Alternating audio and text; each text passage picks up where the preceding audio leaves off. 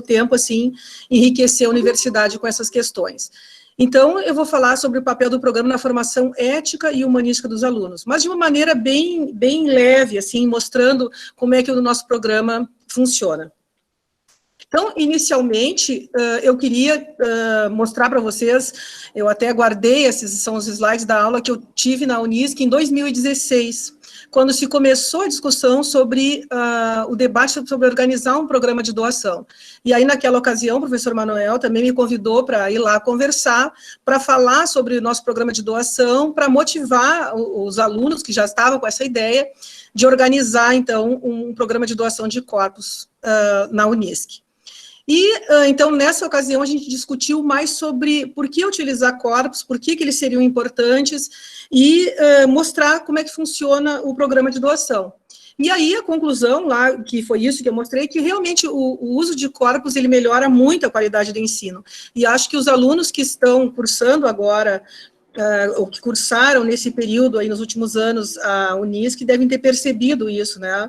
Eu soube que os alunos já do curso de medicina estão podendo dissecar, né, dispõem de material para isso, e isso é uma coisa muito interessante.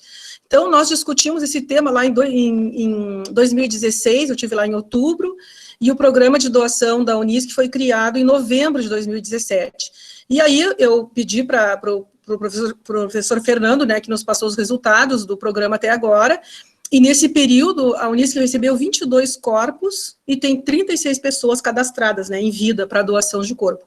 O que é um resultado fantástico, assim, porque se a gente pensar 2017, 2018, na verdade, fim de 2017, seria 2018, 2019, e o iniciozinho de 2020, 22 corpos. Isso dá mais uma média, mais de 7 corpos ao ano, o que, para todo mundo sabe, para quem trabalha, quem está em outras universidades e que usa corpos não reclamados, que isso é uma raridade. Então, receber 7 corpos novos a cada ano é uma coisa, é um luxo, né?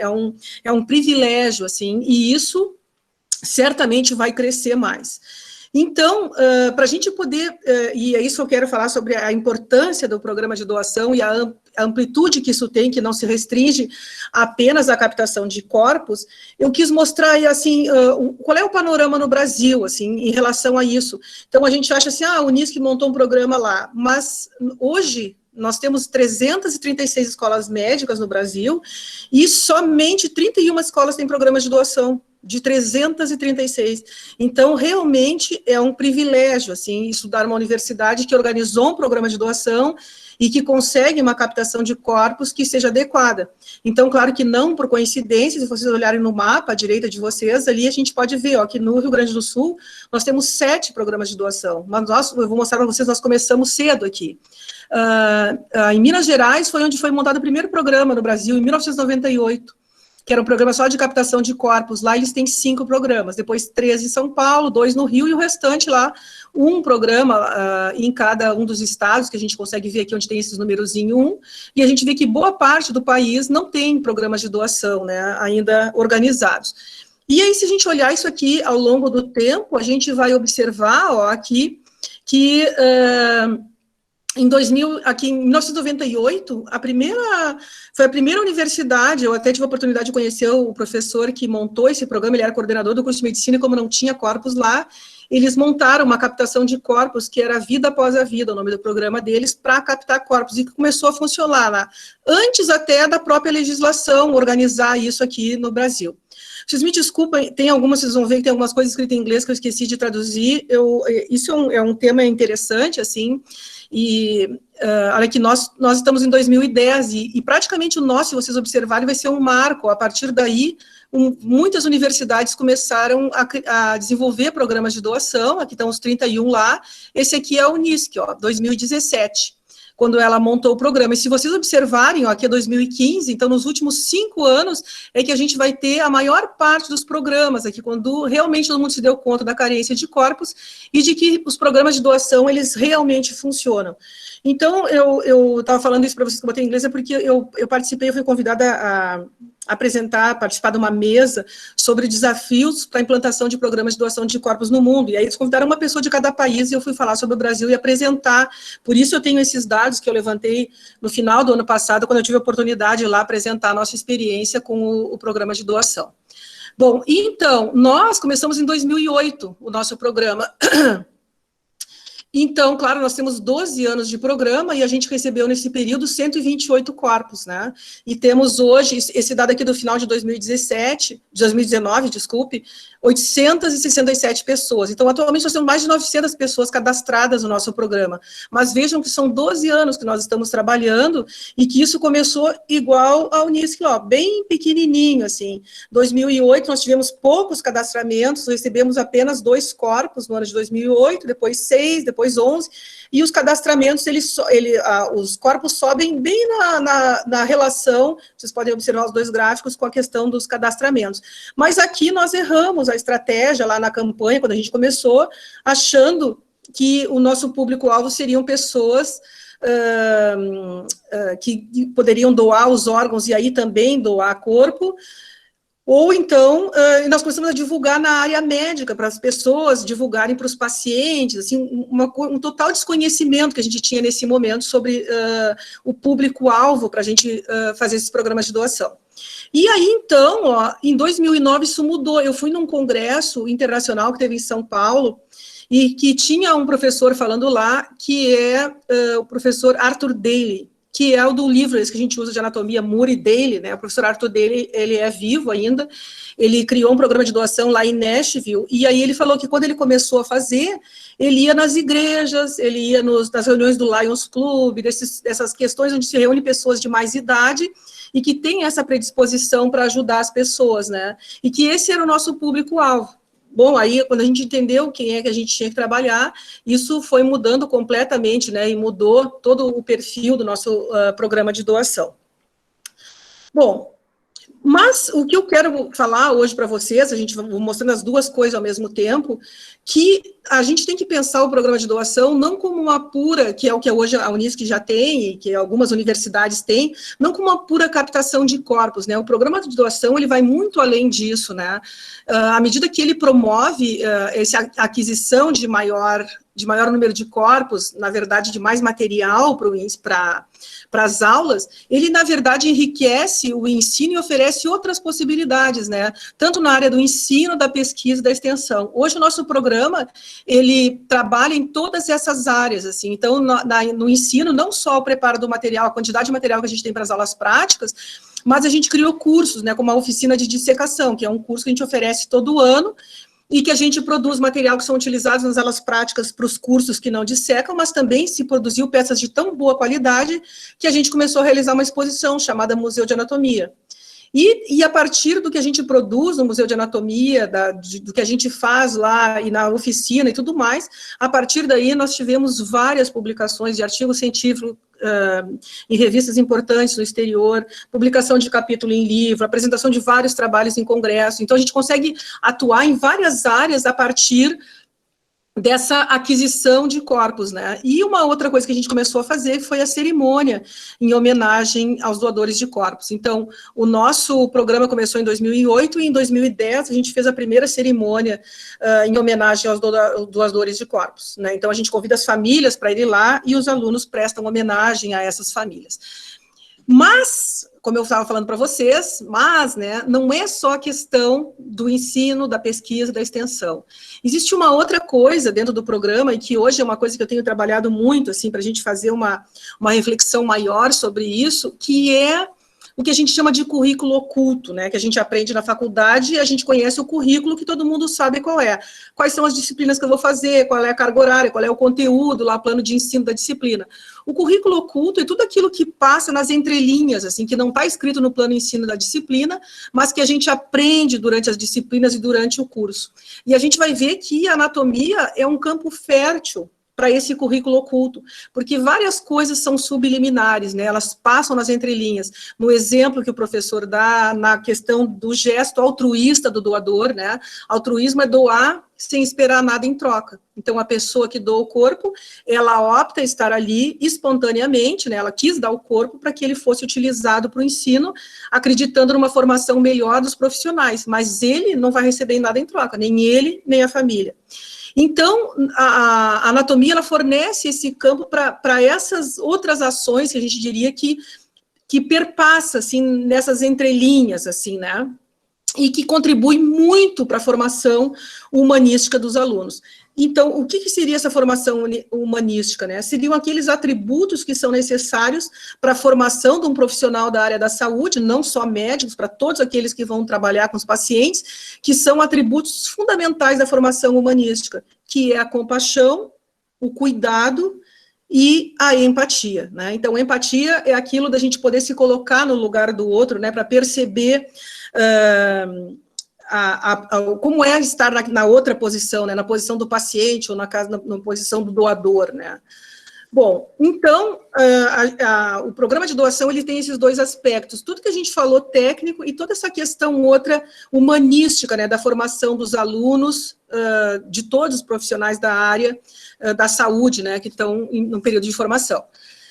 Bom, então eu vou agora falando do programa de doação e mostrando onde é que a gente trabalha e onde é que a gente vê esses aspectos no programa de doação.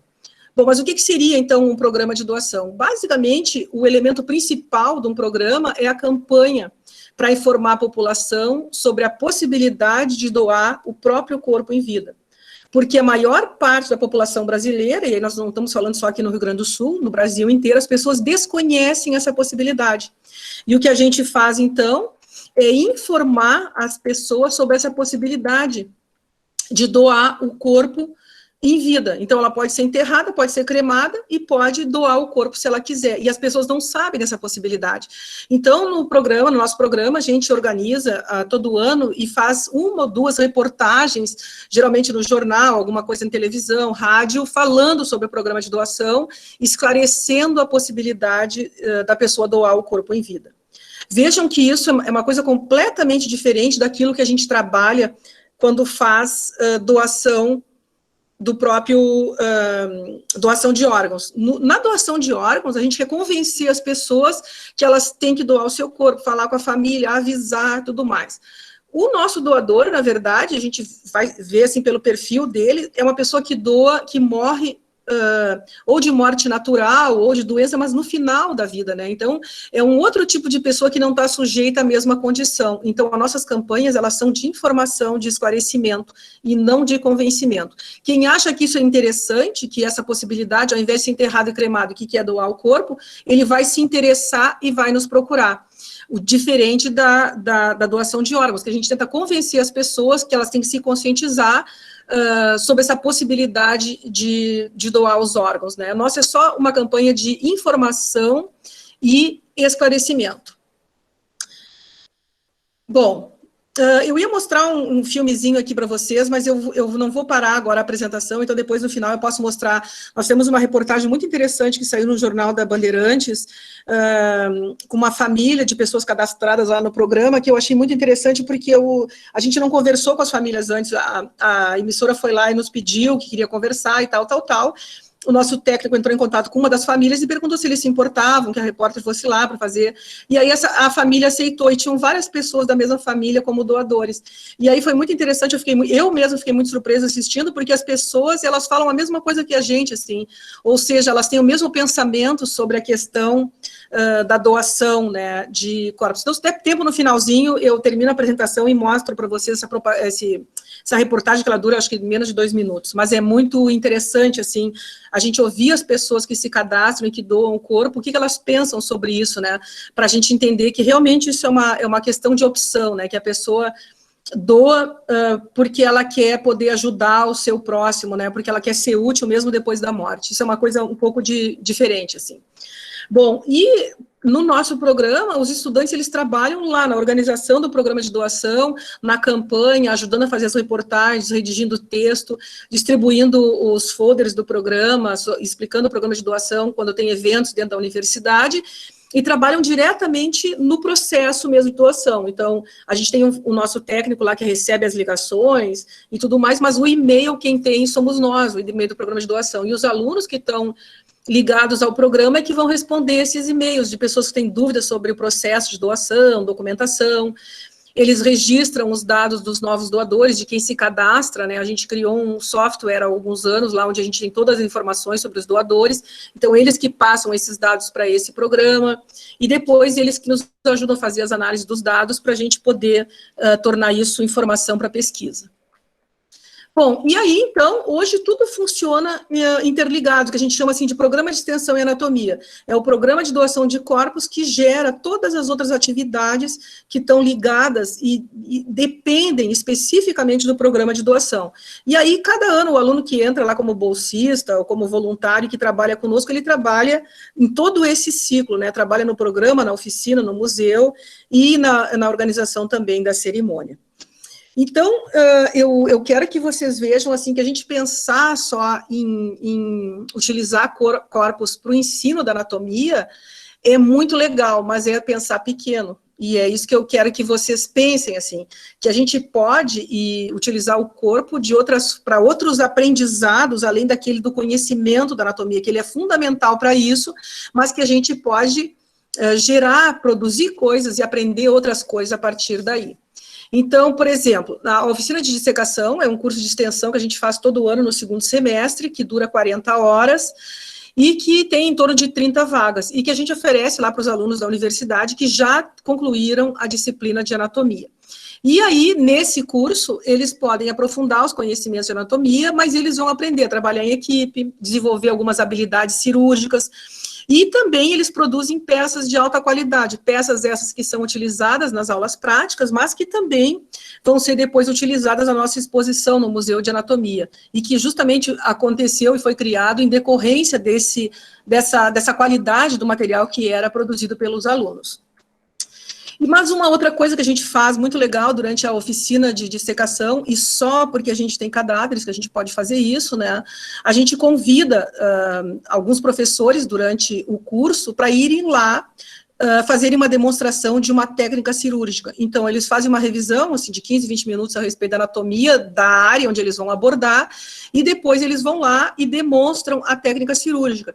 E, geralmente, levam os residentes juntos, que fazem o treinamento junto dos cadáveres. Aqui vocês podem ver, esse é uma cabeça que foi deixada fresca, né, para se poder treinar, que eles fizeram uma dissecção da face, né, para fazer uma cirurgia de transposição de nervo, que foi mostrado, né, lá é o cirurgião plástico que participou dessa atividade junto conosco. E essa foi uma outra aula, aqui a professora Rosilene, que é professora da ginecologia e obstetrícia, que foi lá demonstrar alguns procedimentos feitos pelo períneo, que sempre é uma área difícil do conhecimento anatômico, né, então ela foi lá mostrar uma abordagem pelo períneo, que a gente observa, né, o cadáver. A gente usa sempre uma câmera para poder capturar a imagem, projeta lá no fundo, para quem não consegue chegar na volta aqui, poder assistir o que está sendo feito lá naquele momento. E ela também fez uma esterectomia, que é um útero, né, que o aluno retirou, lá trabalhou com ela para fazer a ressecção. Então, faz um treinamento de habilidade cirúrgica e de conhecimento, né, de abordagens. Esse aqui é um outro, agora ele já terminou a residência, né, o Lauro, ele era residente da nefrologia e foi lá, aliás, desculpe, da urologia, e fez lá conosco um transplante renal, ressecou o rim, depois implantou ele aqui na pelve, ó. Então, a gente faz a abordagem anatômica, abordagem de treinamento cirúrgico, conhecimento, né, clínico, que vai além disso. E, além disso, as ligas também, elas têm a possibilidade de organizar eventos, né, relacionados, utilizando cadáveres, né. Então, esse aqui é um curso que, em 2019, ano passado, a Liga de Cirurgia Plástica fez, sobre um curso de suturas e retalhos, e que daí eles usam a pele dos cadáveres, na verdade, usam os próprios cadáveres ali, onde eles fazem os retalhos ali, assim, simulando realmente um treinamento quase real.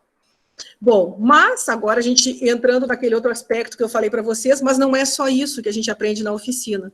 Então, toda vez que a gente está lá, a gente conversa sobre a importância que teve esse gesto de alguém altruísta, de doar o seu corpo, de querer estar lá e ter o seu corpo utilizado para melhorar a formação profissional dos alunos que tem lá. Então, a pessoa acreditou nisso, né? Então, eles têm que compreender a importância que tem isso para a formação deles e o cuidado que eles devem ter em relação ao tratamento desses corpos, desse material todo, e a gratidão pelo gesto altruísta dessas pessoas que permite com que eles estejam ali utilizando esse material. Então, realmente, nós todos que recebemos corpos para o aprendizado, nós somos todos privilegiados por causa disso, né? Então, nós devemos muita gratidão e cuidado a essas pessoas. Bom, e aí, a partir desse material todo que é produzido lá na oficina de dissecação, a gente começou ao longo do tempo, eu sempre, quando olho essas fotos, eu acho elas muito bonitas, e por isso eu escolhi essas fotos, mas a gente pensa assim, mas olha como é que tá, mas isso eu vou mostrar para vocês, não começou assim, né, hoje a gente tem um acervo grande que a gente vem construindo desde 2008, né, então nós estamos em 2020 agora, e a gente, então, tem corpos inteiros, tem várias peças que são muito bonitas, mas que foram trabalhadas ao longo dos anos, né, a partir do programa de doação. Então, o museu, na verdade, ele é uma exposição temporária, talvez alguns de vocês já tenham nos visitado, a gente faz todo ano, desde 2008, dura em torno de 10 dias, e ela é atualmente aberta ao público geral. Mas o nosso foco, o nosso público-alvo mesmo, atualmente, são as escolas da rede pública de ensino, que é para quem a gente tenta oferecer uma visita guiada, né? Bom, então, os alunos, esses mesmos que a gente estava falando, que se envolvem no programa de doação, que organizam a oficina, e mais outros voluntários, eles trabalham conosco, e esse projeto depende exclusivamente dos alunos, assim, eles é que carregam as caixas, que a gente vai botar lá as peças em cima, carregam as caixas de vidro, carregam as peças, levam do laboratório, onde a gente tem esse acervo guardado, para a área de exposição, lá dentro da universidade, eles penduram os quadros, prende fio na parede, carregam o esqueleto, tudo é feito pelos alunos, tudo. Então, todo o trabalho aqui, dando acabamento nas peças que vão ser levadas lá para colocar na exposição, e aí, depois, eles vão trabalhar ainda como guia voluntários para as escolas visitantes.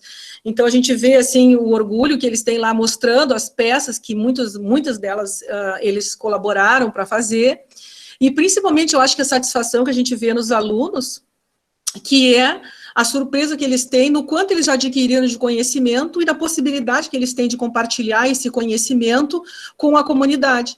Então, esses alunos que são alunos de escola da rede pública, que agendam visita, e aí os alunos que são voluntários, que se candidatam lá para ser voluntários, a gente faz um curso de capacitação de 8 horas para ele atuar como guia desses grupos de escola que agendam suas visitas. E aí, além deles poderem falar sobre as peças, falar sobre anatomia, dirimir as dúvidas, né, responder dúvidas dos alunos que tem lá, eles, por serem jovens também, e também estudando numa universidade pública, no caso da nossa universidade, eles tentam motivar os alunos a ingressar na universidade também, a se interessarem pela estrutura e a estudarem para ingressar no ensino superior. Bom, então, com isso, a gente está trabalhando vários aspectos, então não é o conhecimento anatômico só, nós estamos querendo fazer o aluno entender, e aí não é por ser de universidade pública, de qualquer universidade, o aluno na universidade, ele tem uma responsabilidade social.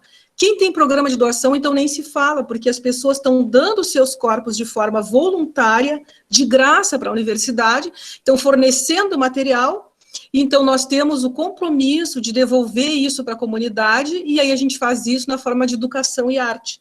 Então, a gente tenta fazer isso promovendo todo um ambiente lá descontraído de ensino, mas para compartilhar conhecimento. E aí a gente mostra para a comunidade como é que os corpos que são doados para a universidade são utilizados para o ensino.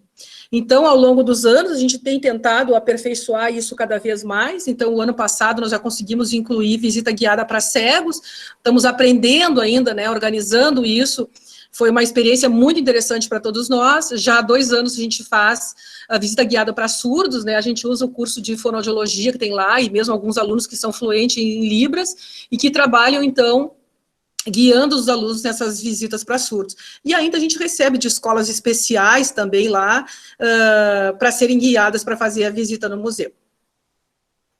Então, tudo isso como forma de promover um agradecimento a esses doadores e devolver para a comunidade o que a gente tem recebido, né, que são esses corpos. Então, ano passado, o museu foi realizado em maio, lá, e durou 10 dias, nós recebemos nesses 10 dias mais de 8.500 visitantes, trabalhamos com 96 alunos que se candidataram, né, para guias, receberam a capacitação, Temos 5 bolsistas, 2 professores, os técnicos do laboratório trabalham junto conosco nisso, e como a gente não cobra nada por essa exposição e pela visita lá, a gente aceita uma doação opcional lá de 1 quilo de alimento não perecível. Então, ano passado, nós conseguimos arrecadar 1,5 toneladas de alimentos que a gente doa, então, para o Banco de Alimentos de Porto Alegre, que aí distribui para as entidades que são cadastradas.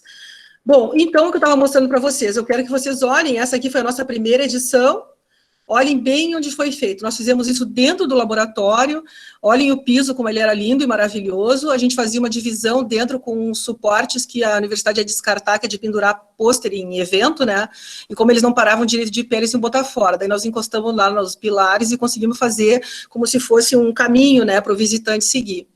Essas cortinas, tinham feito uma reforma lá no salão, botaram fora essas cortinas, então o nosso técnico viu lá e trouxe, daí a gente desmanchou elas e prendeu para escurecer o laboratório, ó. E aí ele cortou uns canos de PVC, o nosso técnico lá do laboratório, pintou de vermelho e fizemos umas luzes. Hoje, quando a gente olha a foto, e vocês podem ter uma visão crítica disso, a gente, meu Deus, né, como é que eu tive coragem de fazer isso? Nem eu sei, mas a verdade é que quando a gente passa, assim, caminhando por isso, as coisas que tem ali são tão interessantes que ninguém olha para cima. A gente só viu que isso aqui era horroroso na foto depois, mas ninguém viu. Se eu perguntar para alguém se viu o que tinha pendurado no teto, as pessoas não viram, porque o material, as coisas que a gente mostra, elas são tão interessantes que isso funcionou tão bem que nós estamos lá em 2019, agora numa área de 600 metros quadrados, 2 andares do prédio, que a gente monta essa exposição, que é aberta ao público, que já tem o objetivo hoje de compartilhar conhecimento mesmo, para a comunidade e despertar esse senso de responsabilidade social nos alunos. Mas nós começamos lá querendo só mostrar, porque as pessoas tentavam espiar pela basculante do laboratório para ver, né, os pessoal da segurança, do administrativo e tal. Então, nós tivemos a ideia de fazer essa exposição, como eu digo sempre, para consumo interno, né, porque as pessoas que passassem por lá e tivessem curiosidade, então, o pessoal, os vigias, os segurança e tal, para eles poderem ter um momento para ir lá e matar a curiosidade e olhar. E os alunos também poderiam levar familiares. Então, nesse ano aqui, nós recebemos 272 pessoas, né, em 2008. Eu disse, de 2019, foi mais de 8.500 pessoas foram lá. Então, isso é um caminho lento, devagar, que a gente não tem pressa, né, mas que ele vale a pena a gente poder seguir ele.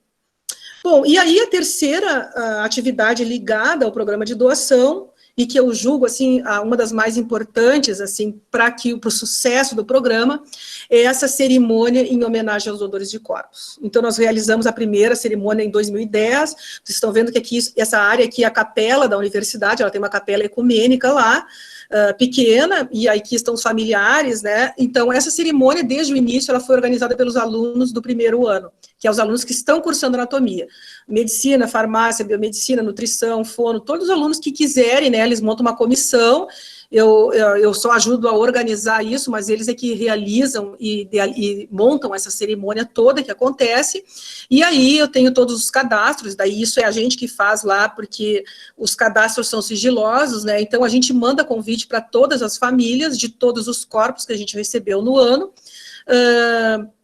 para que essas famílias vão até a universidade, para que os alunos possam prestar uma homenagem de agradecimento. Então, essa foi a primeira que a gente fez em 2010, que a gente fez lá na capela, e depois, e como isso não é uma cerimônia religiosa, a gente tirou de dentro da capela, também porque não cabia mais, e aí a gente realiza hoje no auditório da universidade, com 200 lugares, e que fica completamente lotado.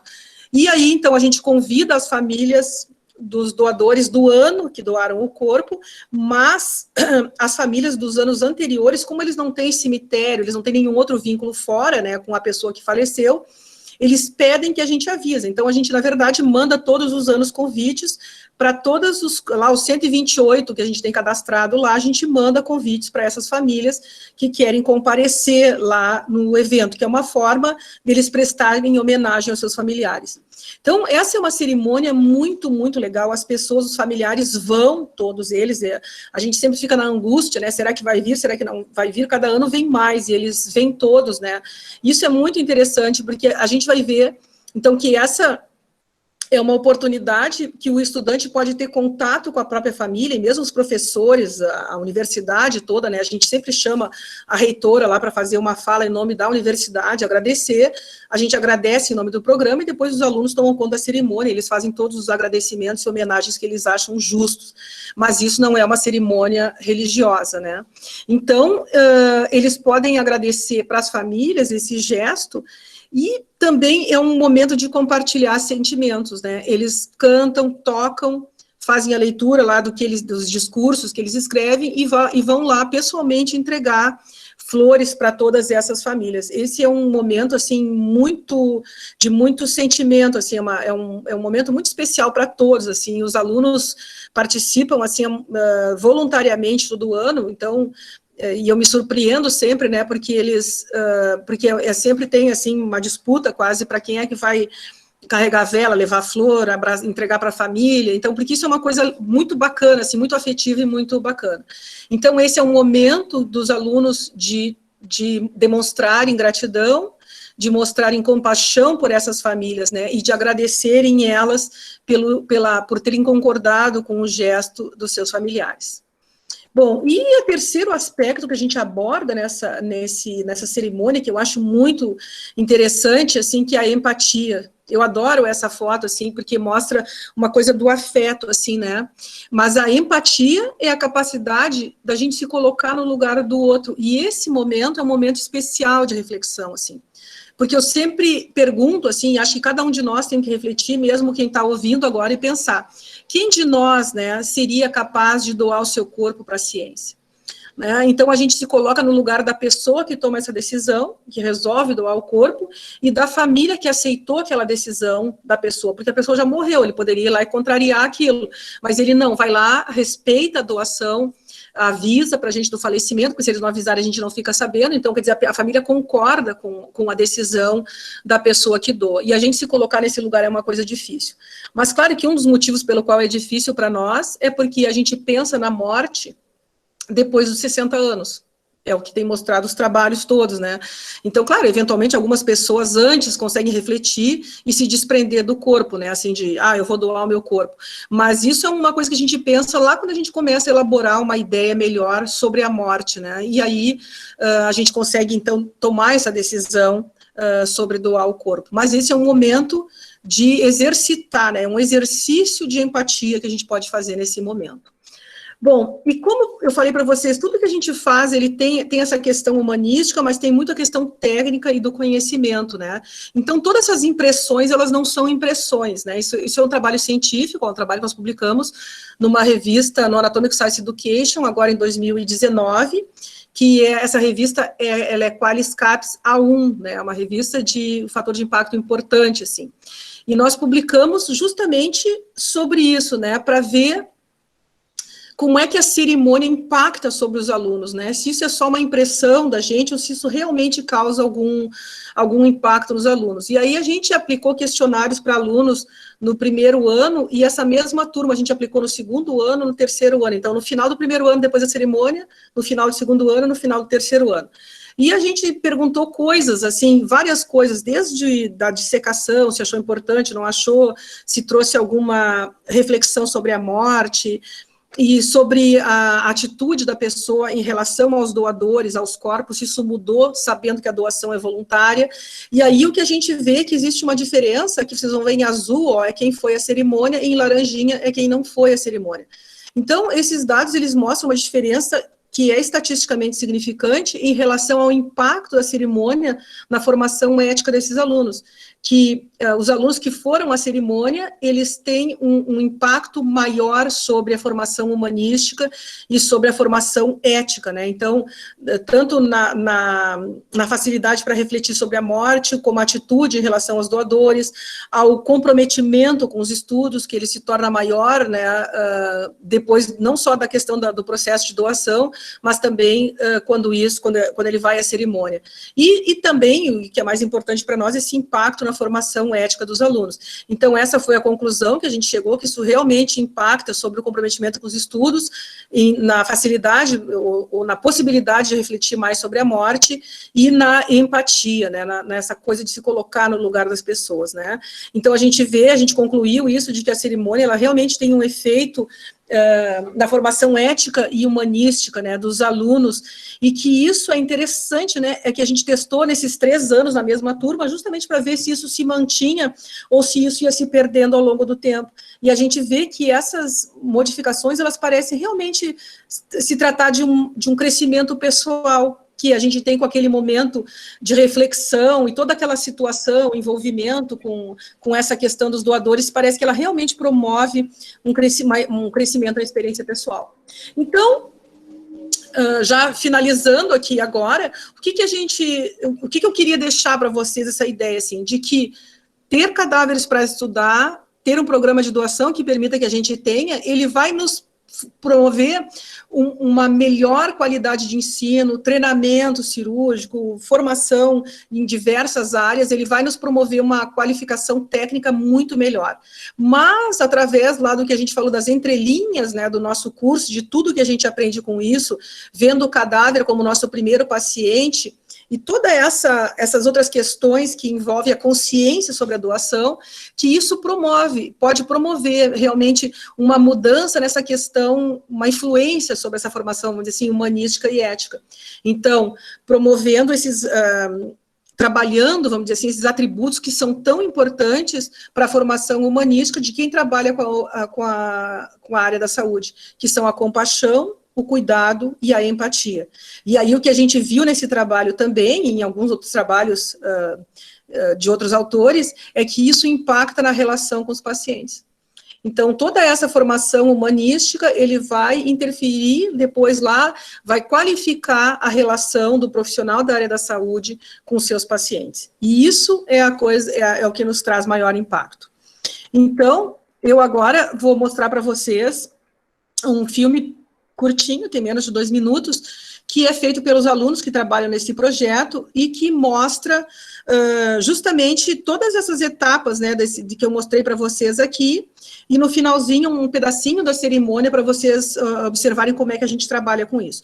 Eu vou pedir desculpas para vocês, de novo, o filme, como a gente está nesse período aí da quarentena, eu não consegui que os alunos refizessem as legendas, então esse filme foi o que eu falei para vocês que eu apresentei naquele evento, e tem as legendas em inglês, mas ele acho que dá tranquilamente para vocês entenderem a mensagem.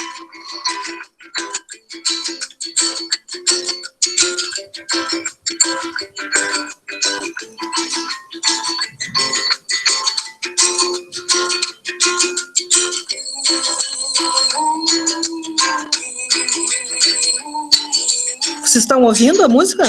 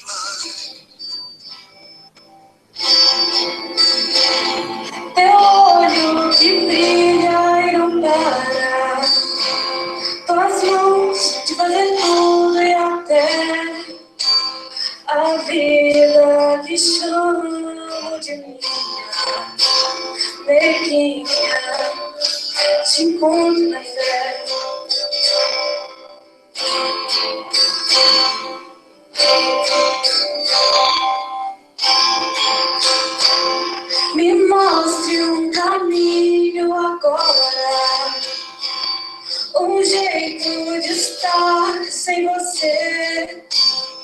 O apego não quer ir embora. te acho, ele tem que querer.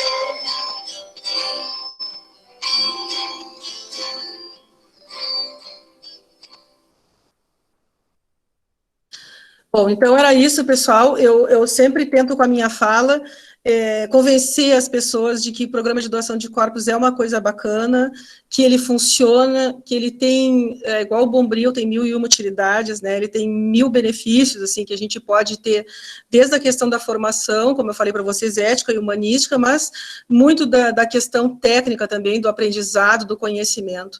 Então, eu espero que isso motive vocês a organizarem seus programas, a incomodarem seus professores para que eles organizem programa, para quem não tem isso organizado ainda, porque é uma coisa que realmente vale muito a pena para vocês. Então, era isso, pessoal. Muito obrigada.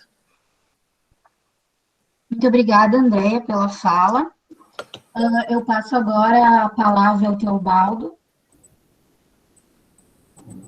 que vai abordar os diferentes aspectos também sobre essa doação.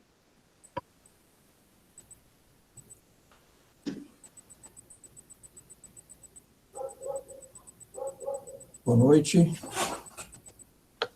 Boa noite a todos. Eu estou tentando colocar aqui em compartilhamento meus slides, eu peço só um minutinho.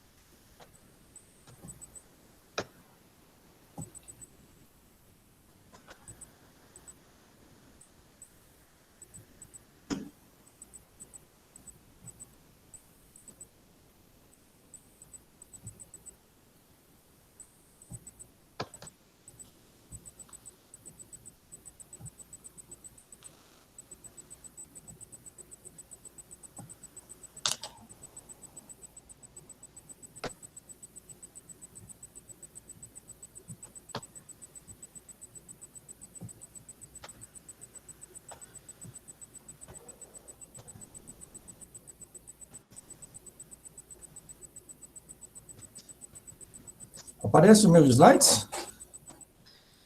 Não estou vendo.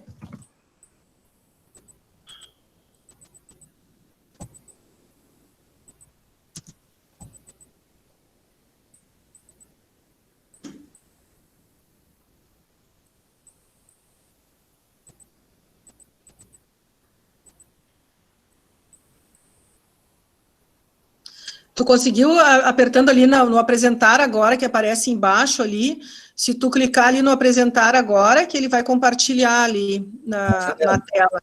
Aí aperta ali, e aí põe tela inteira. Aí aperta ali, a tela inteira. Achou? Sim, mas não, o slide não aparece. Aí quando tu põe a tela inteira, aparece em cima uma outra caixinha escrito assim, compartilhar toda a tela. Aí tu aperta ali em compartilhar, que aí ele vai compartilhar a tua tela. Ó, agora ele está dizendo que tu está apresentando, eu acho que agora já está... Acho que a questão é só ali de escolher a tela inteira que ele vai compartilhar.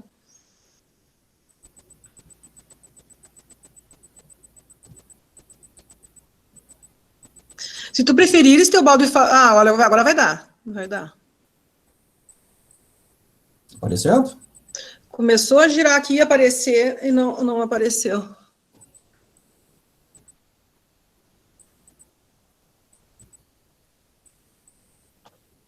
Vou tentar de novo.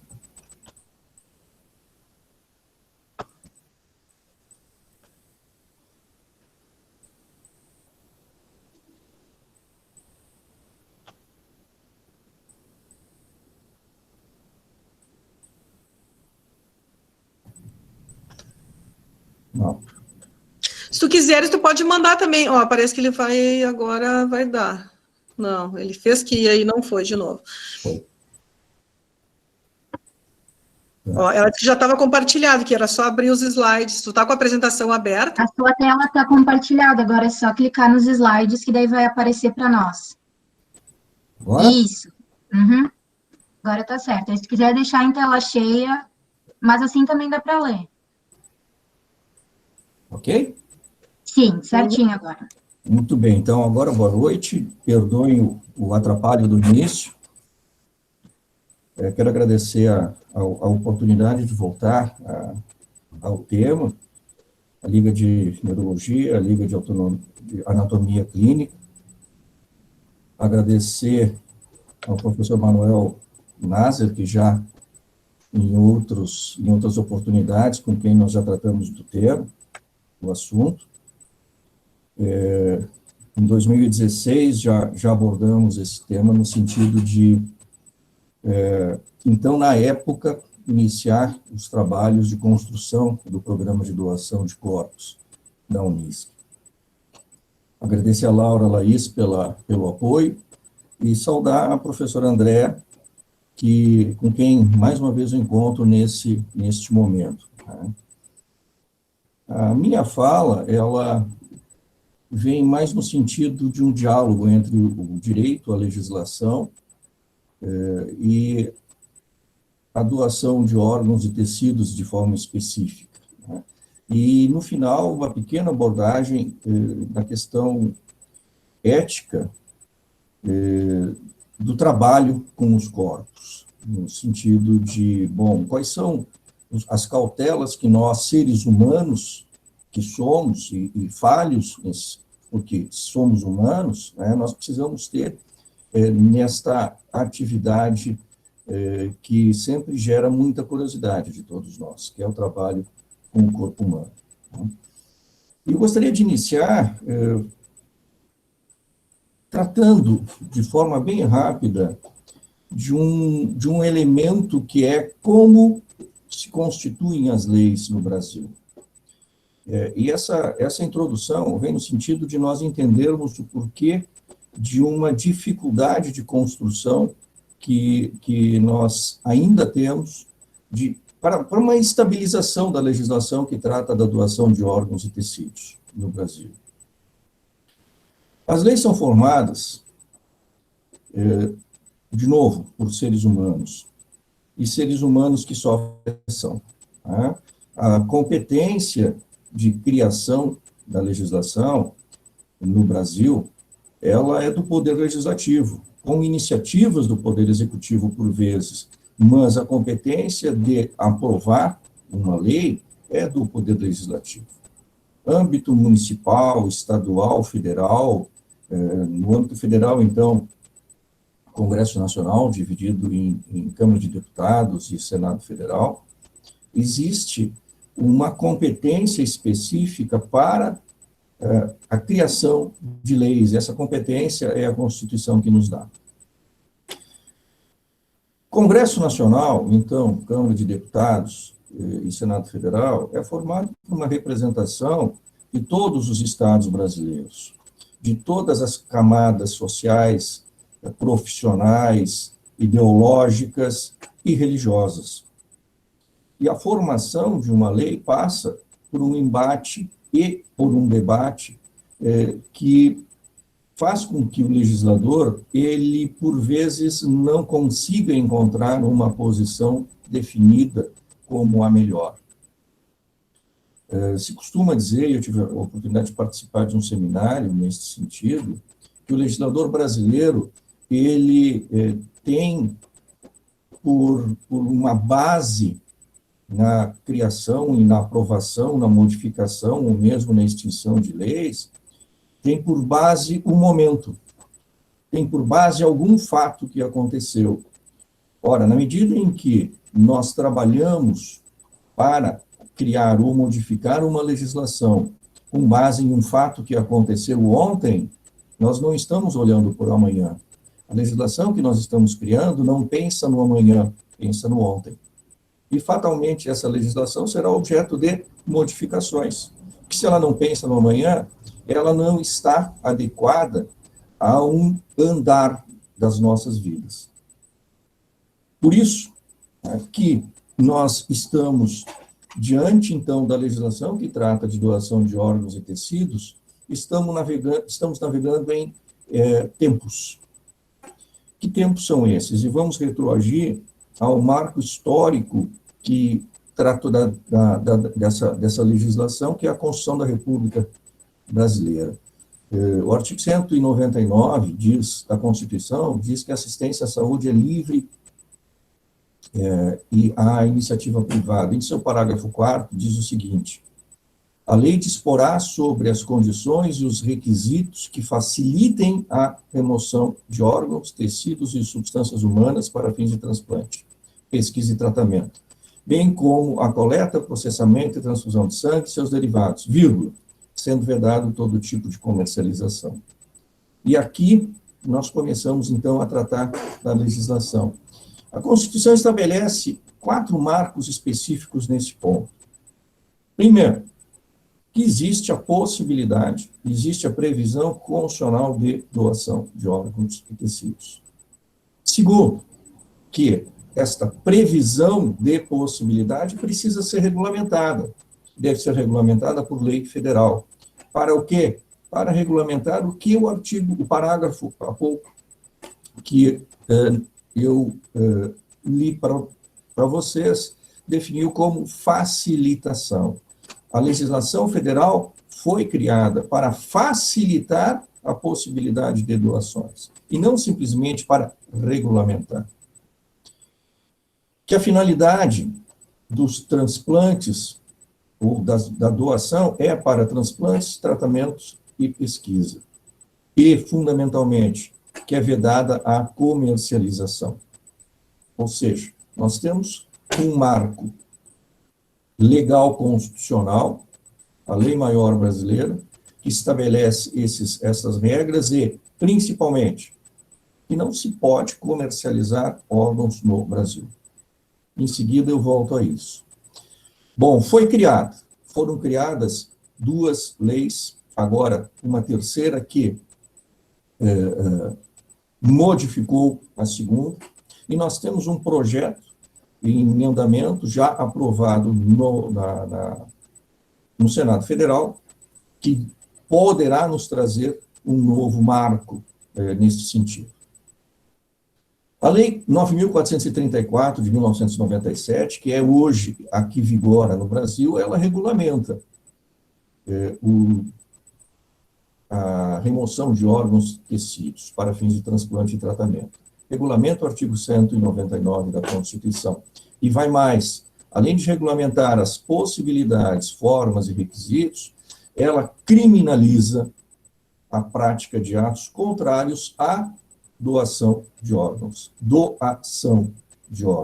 assim como formas que possam incentivar indevidamente a compra, remoção, realização e transporte de órgãos. Exemplos: a remoção de órgãos, o ato de remover, a pessoa que remove os órgãos, o médico que remover os órgãos de forma indevida, ele está sujeito à pena de prisão de no mínimo 2 anos, podendo chegar até 20 anos. Ou seja, 20 anos é a pena prevista para o crime de homicídio. E por que 20 anos como pena máxima?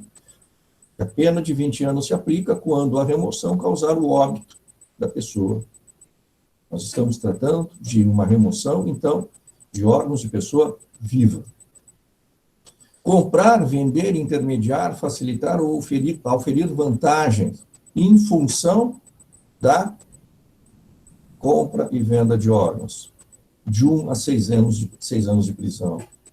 Realizar transplante ou ser tendo conhecimento da vantagem ilícita, ou seja, o médico tendo conhecimento da origem ilícita do órgão, realizar o transplante.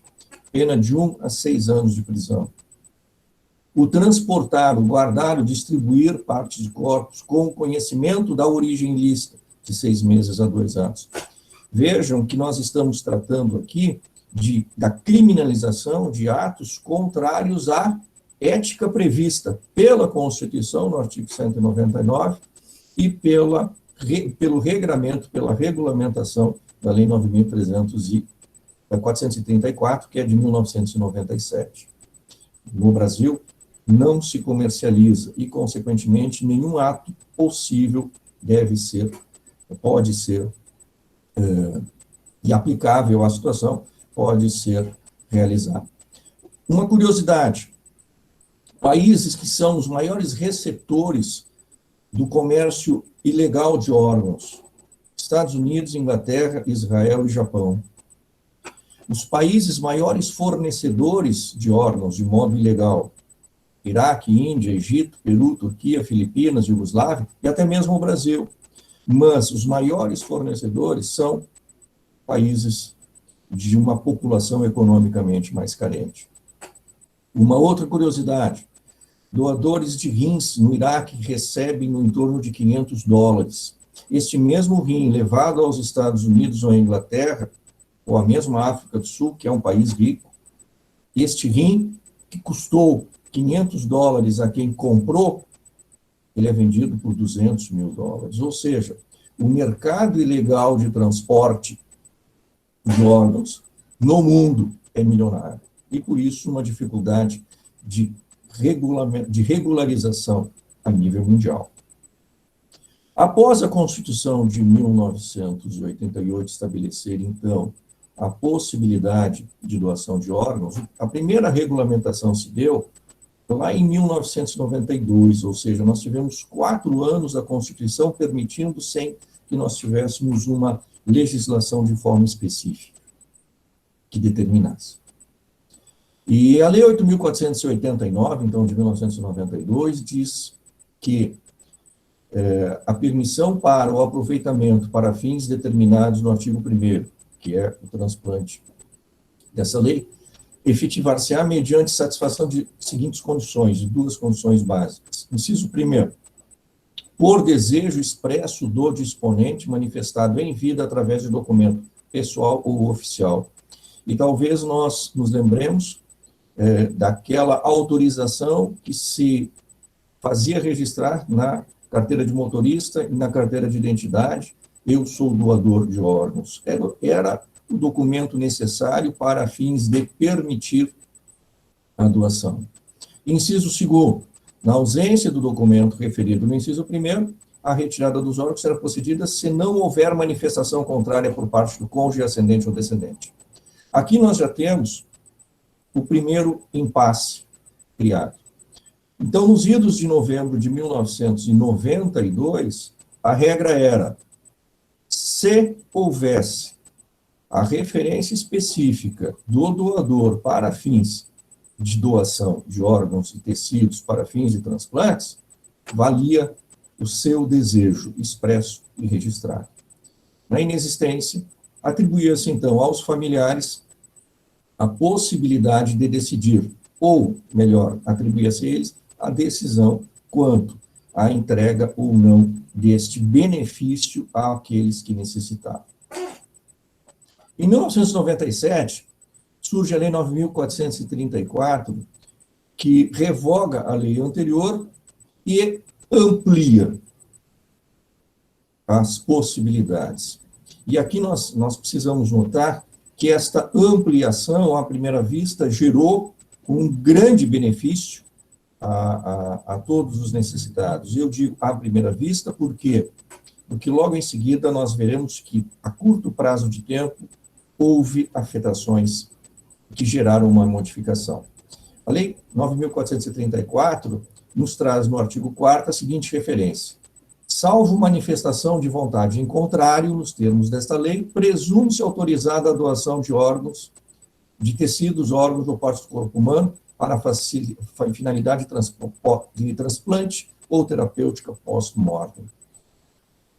O racional da Lei 9.434, em 1997, foi a presunção de autorização do agora morto com a doação de seus órgãos pela ausência de negativa anterior. Em 1997, Portanto, nós tivemos a presunção pela possibilidade de doação, ante a ausência de negativo. Lá em 1992, nós tínhamos uma necessidade de informação, de declínio, de expressa referência ao desejo de doar. Sou pena de autorizar, então, os parentes que ficaram que essa oportunidade fosse feita. A lei de 97 retira a possibilidade de quem ficou de decidir pela não doação em face da presunção de autorização. Este foi o racional que foi muito aplaudido à época. Ou seja, o espírito era de ampliar as doações de órgãos e tecidos para fins de transplantes.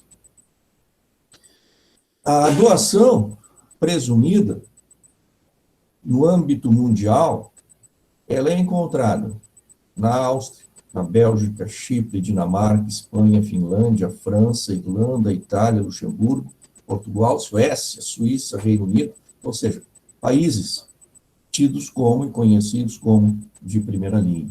Nestes países, salvo que haja alguma referência contrária, nós temos a doação presumida. Na mesma linha, então, pensada pelo nosso legislador em 1997. Ocorre que essa amplitude, essa ampliação, gerou controvérsias. E essas controvérsias foram, em 2001, ajustadas à legislação que hoje ainda vigora. Em 2001, houve uma alteração da Lei 9.434 para restringir a possibilidade de doação, retirando aquela presunção que foi tão aplaudida em 1997. A partir, então, de 2001, a retirada de tecidos, órgãos e partes do corpo de pessoas falecidas para transplantes ou outra finalidade terapêutica dependerá da autorização do cônjuge ou parente maior de idade obedecida à linha sucessória. Ou seja, parte-se, então, do princípio que o doador não dispõe mais livremente da possibilidade de definir. E aí, neste momento, nós damos um passo atrás. A sociedade deu um passo atrás na busca de auxílio, na busca do pensar no melhor para o outro, depois que nós não mais estivermos aqui. Por quê? Porque entrega, independentemente do meu desejo, independentemente do meu escrito expresso, no sentido de eu quero doar meus órgãos, os meus familiares têm o poder de fazer suspender aquela minha vontade. Ora, foi um retrocesso, sem dúvida nenhuma. E este retrocesso precisa ser pensado, esse retrocesso precisa ser debatido. E para isso nós voltamos à Constituição Federal. O artigo 1º da Constituição Federal, que estabelece os princípios fundamentais, os princípios que devem reger toda a construção da Constituição e, consequentemente, da legislação infraconstitucional, estabelece 5 princípios específicos. E o terceiro deles, e que impactam na necessária interpretação que nós temos que trazer para a legislação que trata da doação de órgãos, é o princípio da dignidade da pessoa humana. O que diz o princípio da dignidade da pessoa humana? Ele nos ensina, ele nos diz que todo ser humano tem o direito a uma vida digna. E essa vida digna, ela pode ser olhada de acordo com vários momentos e vários estágios da nossa vida. No âmbito do direito, se discute o que é uma vida digna para uma moradia. Discute-se o que é uma vida digna no sentido de cobrar a dívida de alguém. Se esse alguém só tem um único imóvel, se esse alguém tem, neste imóvel, bens, utensílios, mobília, indispensáveis para que tenha uma vida digna, esse alguém não será cobrado, não será, o seu patrimônio não será retirado para fins de cobrança dessa dívida de execução.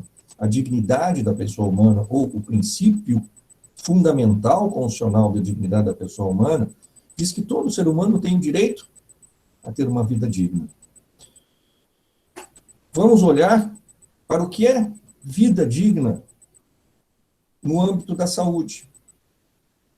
A prestação de saúde, prestação que o Estado deve entregar quanto ao direito à saúde do cidadão, um serviço único de saúde que contemple as necessidades do ser humano, mas também, e entrando diretamente do nosso tema, uma dignidade no sentido de fazer com que o cidadão que precisa de órgãos para sobreviver, ou o cidadão que precisa de córnea para voltar a enxergar, então ter uma vida mais digna do que já tem, este princípio deve vigorar, se sobrepondo ao direito de familiares do morto de dispor quanto à possibilidade de atender ou não da sua vontade.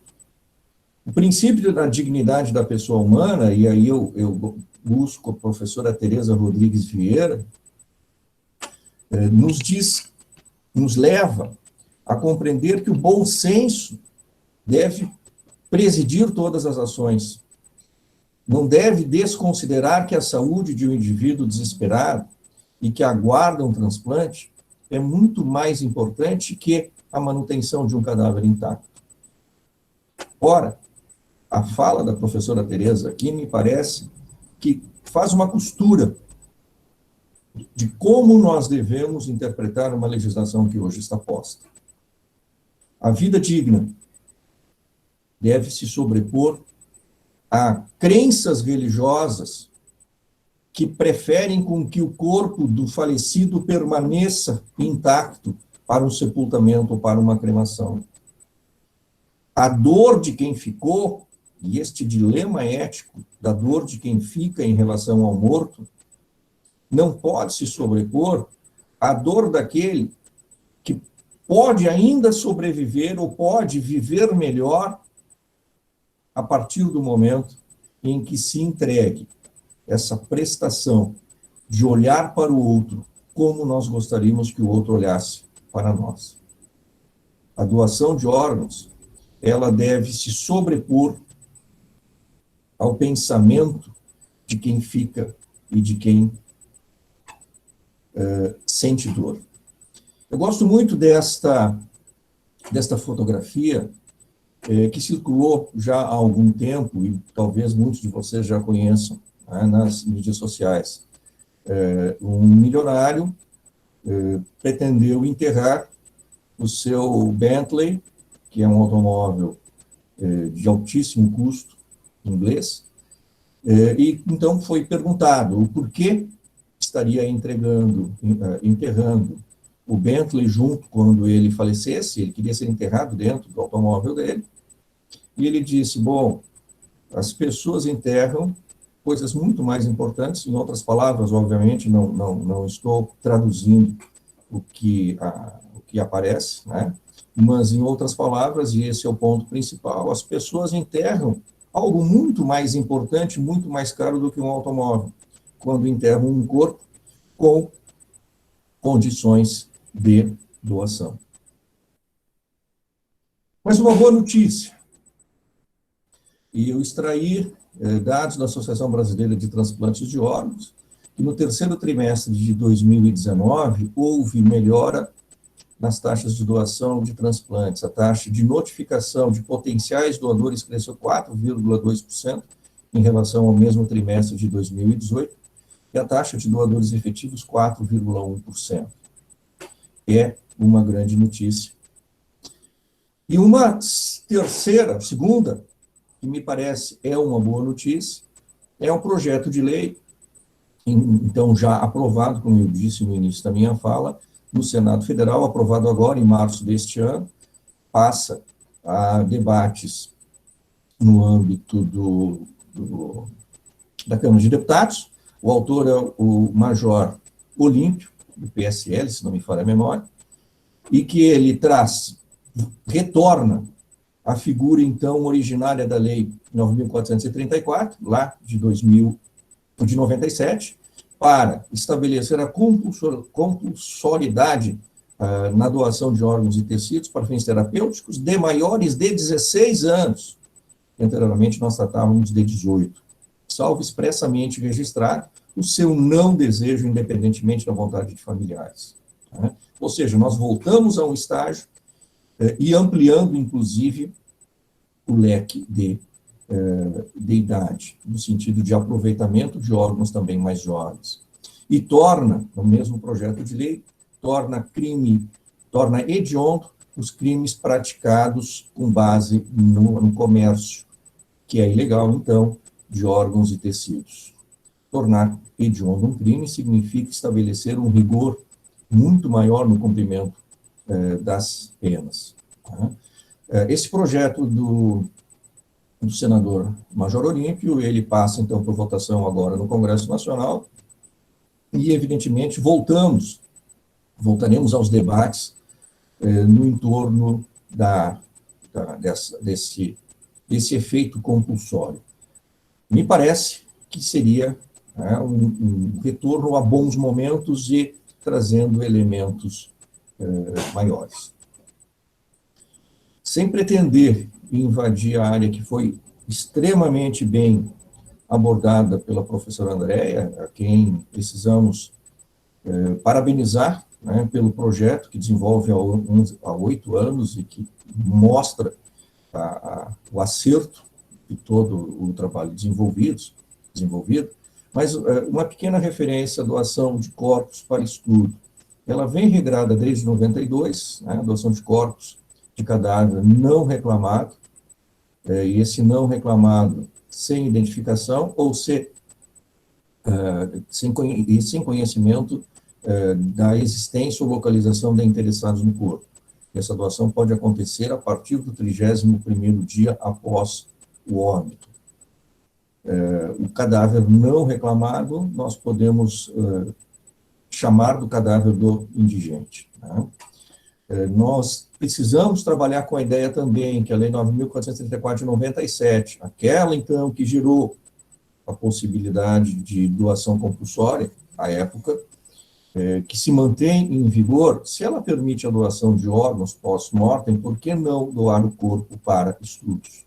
Por quê? Porque a doação de órgãos para permitir uma vida digna equivale à doação de corpos para permitir estudos que vão permitir uma vida digna no futuro de outros. E o Código Civil brasileiro, que é de 2002, e que veio, então, trazer, não é mais tão jovem assim, tem 18 anos de idade, mas em 2002 ele veio substituir uma legislação que era de 1916. O Código de 2002 estabelece de forma extremamente clara que é válida com objetivo científico ou altruístico à disposição gratuita do próprio corpo, em todo ou em parte, para depois da morte.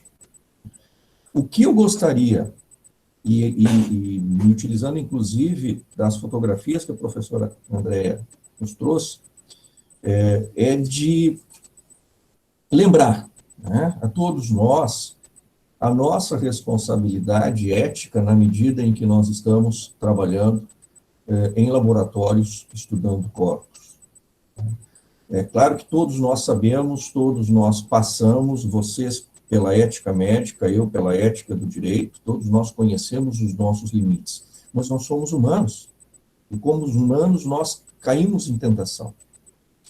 As fotografias, os folders apresentados pela professora são documentos técnicos de ensino, são documentos de aprendizado e, consequentemente, foram captados de forma totalmente licenciada.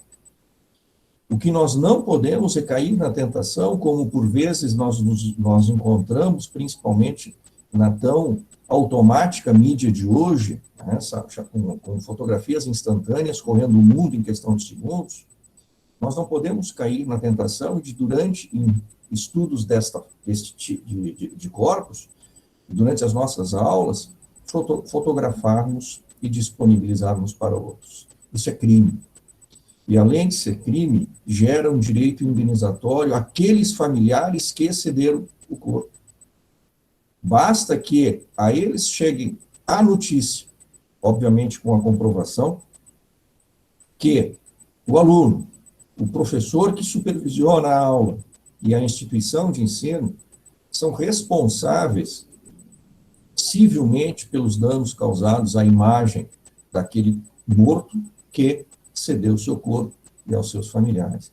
Então, é uma pequena lembrança que eu gostaria de trazer no sentido de evitarmos problemas, não apenas para nós, alunos, mas para os nossos professores e para as nossas instituições. Os corpos estão ali para nos ensinar, tá? E este ensino, ele, evidentemente, que tem limites.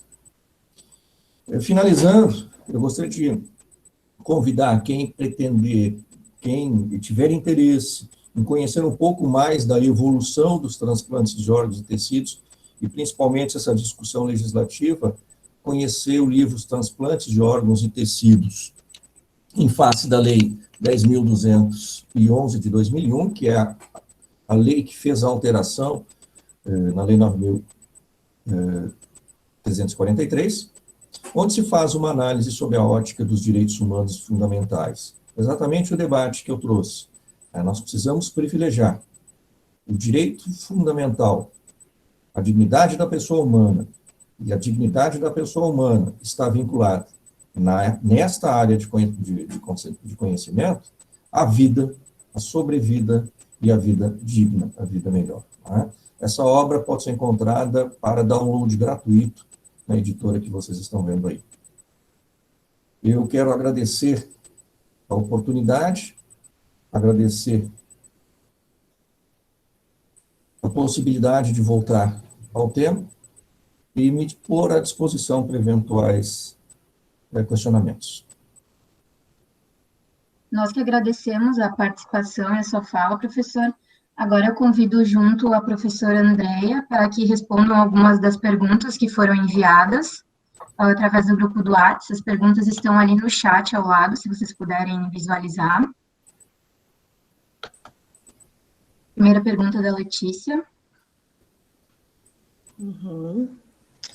Qualquer pessoa pode doar seu corpo para a ciência. Não existe restrição, né? Na verdade, todas as pessoas podem doar o corpo sendo maiores de idade. Daí, em relação à restrição que se faz, nosso programa faz, por exemplo, é para o recebimento de pessoas com doenças infecto-contagiosas, né? Como a gente não dispõe de exames nos países, na maior parte dos países do exterior, na Europa, Estados Unidos, quando recebem o corpo, são coletados exames de laboratório para testar várias coisas, vários testes para hepatite, enfim. E a gente não dispõe de exames. Então, o portador de doença infecto-contagiosa, que é a causa da morte, né, do paciente, a gente não aceita. Por causa disso, também não são aceitos os casos de morte violenta, né, acidente de trânsito, tiro, facada, porque isso fica sujeito às questões legais, né, pode precisar de exumação, ou mesmo que o corpo fique no aguardo de algum tipo de decisão. Então, esses não são aceitos, né, então a restrição seria essa. Então, toda pessoa maior de idade, maior de 18 anos, pode doar, desde que não seja a morte violenta, não possua doença infecto-contagiosa, e no caso do nosso programa, a gente ainda faz uma restrição para pessoas com acima de 100 quilos. Não é preconceito, é o espaço que nós temos, as nossas locais onde a gente armazena, nós temos uma dificuldade enorme para mobilizar depois, então a gente tem feito essa restrição por uma questão de física mesmo, assim, do ambiente onde a gente trabalha. Não sei se está respondida a pergunta.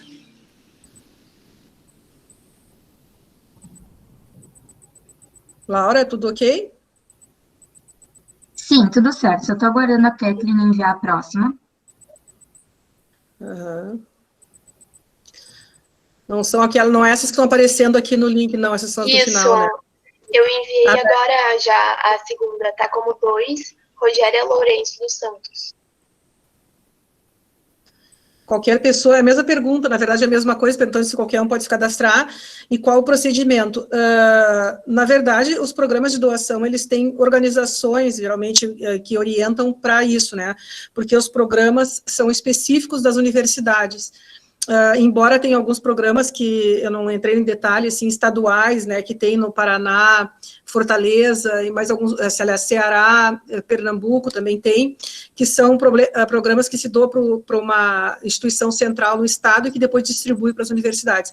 Mas, geralmente, a maior parte das universidades tem uma documentação específica que se faz para doação. Mas sempre entrar em contato com a universidade, preencher a documentação, o termo de doação tem que ser registrado em cartório. Nós temos também o termo de testemunho para doação, que é preenchido pelos familiares. E ainda, no nosso caso, lá a gente tem um questionário, né, onde são coletadas informações a respeito do doador para o processo. E aí, depois de feito esse cadastramento, feita essa documentação, ela é enviada para a universidade, daí a gente faz um registro e envia uma carteirinha para o doador, para ele, para a família ter os dados de contato no momento do falecimento. Mas a documentação necessária é essa, né, basicamente, isso. Um familiar pode decidir sobre um ente falecido, sobre doar? Sim.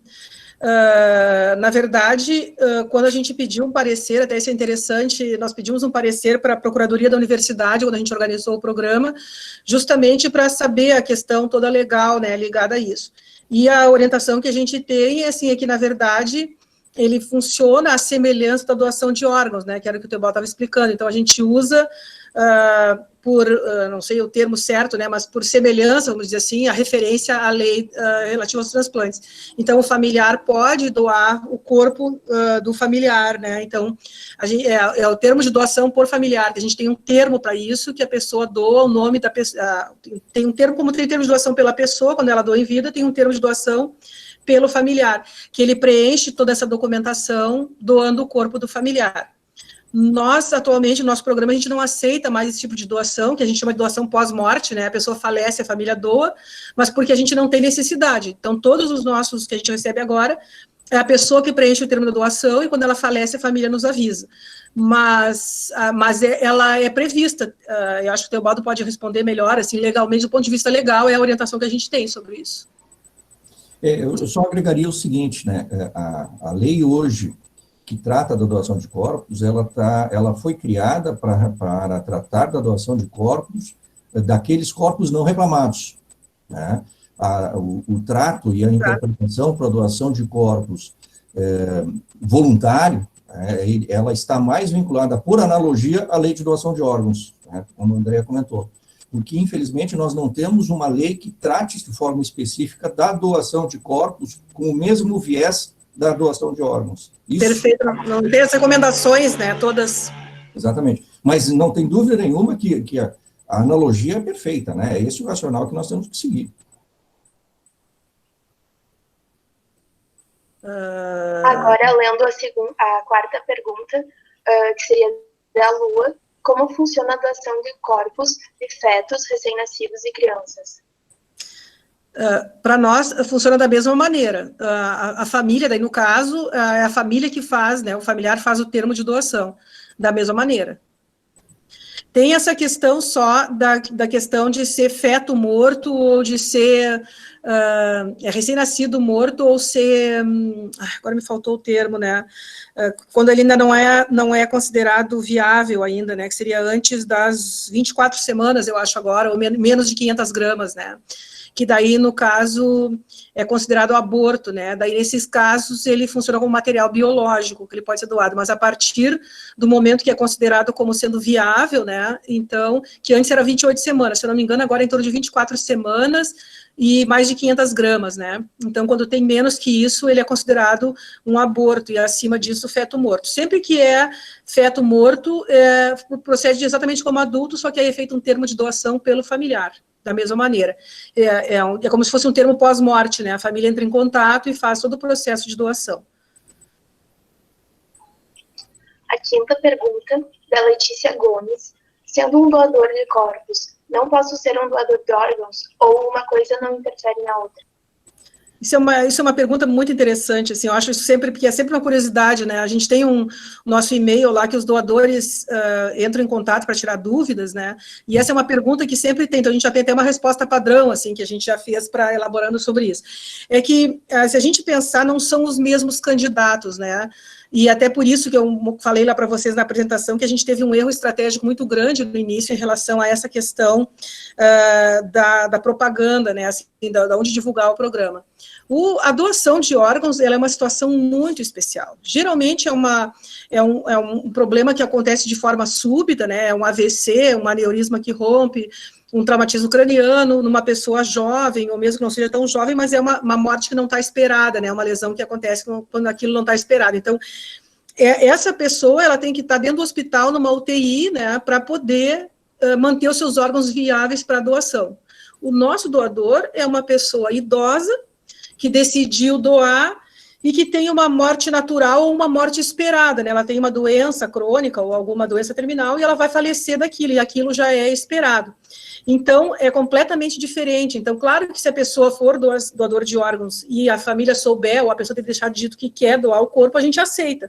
Mas, geralmente, essa decisão, essa situação do doador de órgãos é de uma pessoa mais jovem que nem pensou sobre a possibilidade de doar o corpo ainda, né? E, nesse momento, a gente questionar a família sobre isso é uma coisa muito difícil. Já é difícil decidir doar os órgãos, né? Doar o corpo, então, aí a pessoa fica sem nada, né? Naquele sentido da perda daquele momento ali.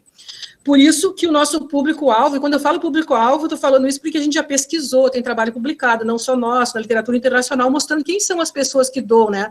No nosso perfil lá de 800 e poucos doadores, mais de 65% doa acima de 60 anos. E se a gente incluir a partir dos 50 anos, é quase 80%, é 78% das pessoas que têm idade. Então, não é a pessoa jovem que pensa sobre a morte, é lá mais adiante, né?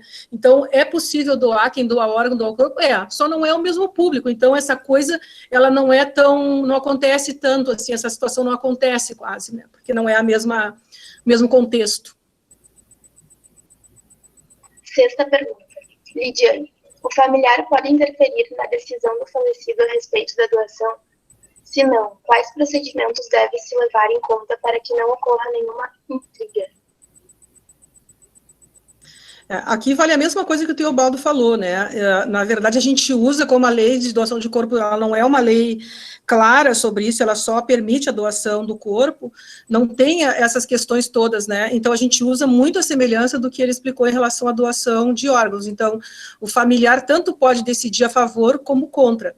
Só que no caso da nossa fica muito mais fácil, porque como a pessoa faleceu, né, a gente só fica sabendo se a pessoa morreu, se o familiar avisa.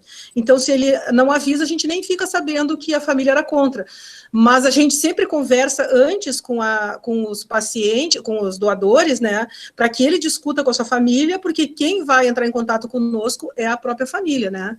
No caso da família, da doação de órgãos, a pessoa está ali presente com o médico, tem que tomar uma decisão ali sobre doar ou não.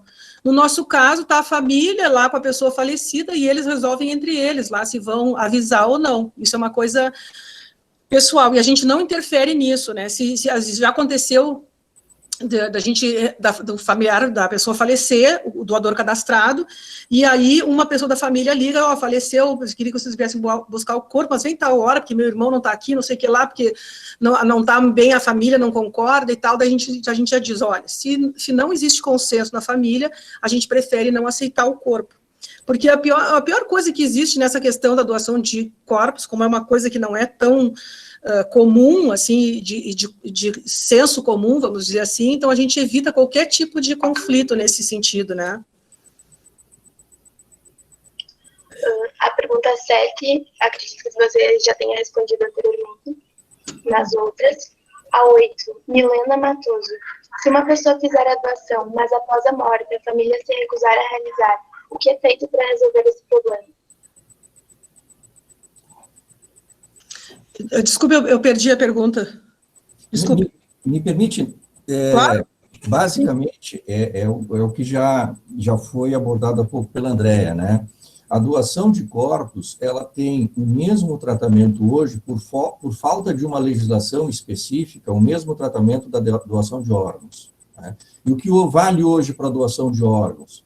Se mesmo que tenha a disposição da pessoa em vida para doar órgãos, os familiares podem impedir. Ora, analogicamente, para a doação de corpos, nós vamos ter a mesma situação. O familiar vai poder impedir, vai, sob pena de causar, como o André acabou de dizer, uma situação indesejada. Dificilmente nós vamos encontrar um debate entre a escola de medicina e a família em função do corpo, e um debate judicial para definir de que forma nós vamos esclarecer isso, né? Então, a família, neste momento, enquanto nós não tivermos uma legislação específica e clara, ela tem o poder de impedir. Sim. Perfeito, exatamente. 9ª pergunta. Marcela, em relação aos moradores de rua, no caso de não terem família, a maioria dos casos usaria o corpo para doação para os estudos ou é enterrado normalmente? Sabe que essa questão do corpo não reclamado é uma coisa interessante, porque, na verdade, eu acho que o Teobaldo abordou essa questão dessa lei que é de 1992, né? Eu acho isso muito interessante, porque a pessoa que é, por exemplo, que é um indigente, tem um corpo não reclamado, a gente pode utilizar o corpo em ensino, ele vai para o Instituto Médico Legal, tem toda uma organização lá, 30 dias, publicações para tentar localizar a família e tal, se não localizar, eles avisam a universidade e aí leva esse corpo para lá. Então, pode usar o corpo. Agora, se uma pessoa tem um AVC na rua e não é identificada, vamos qualificar ela como um indigente, a gente não pode ir lá e tirar os órgãos dela, porque a gente não tem autorização para isso, né? A lei não permite. Então, pegar o corpo pode, pegar os órgãos não pode, né? Isso é quase um contrassenso, né? Eu acho isso uma coisa muito louca, assim. Tem vários países onde é proibido o uso de corpo não reclamado, porque não se tem autorização da pessoa para isso, né? A gente até na verdade, por tudo que a gente faz, como eu falei ali, ensino, pesquisa, extensão, a gente tem que ter autorização da pessoa para poder usar o corpo para esse fim, né? Isso é um assunto bem complexo mesmo. É a base ética de todo o relacionamento, né? Perfeito.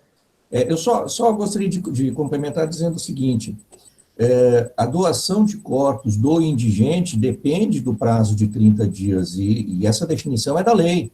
Antes de passados os 30 dias, não há condições de doação dos corpos, né? Então, se não pode doar corpos em menos de 30 dias, obviamente que os órgãos também já não têm mais utilidade, digamos assim, para fins de tratamento. Então, tem esse descompasso da legislação, né?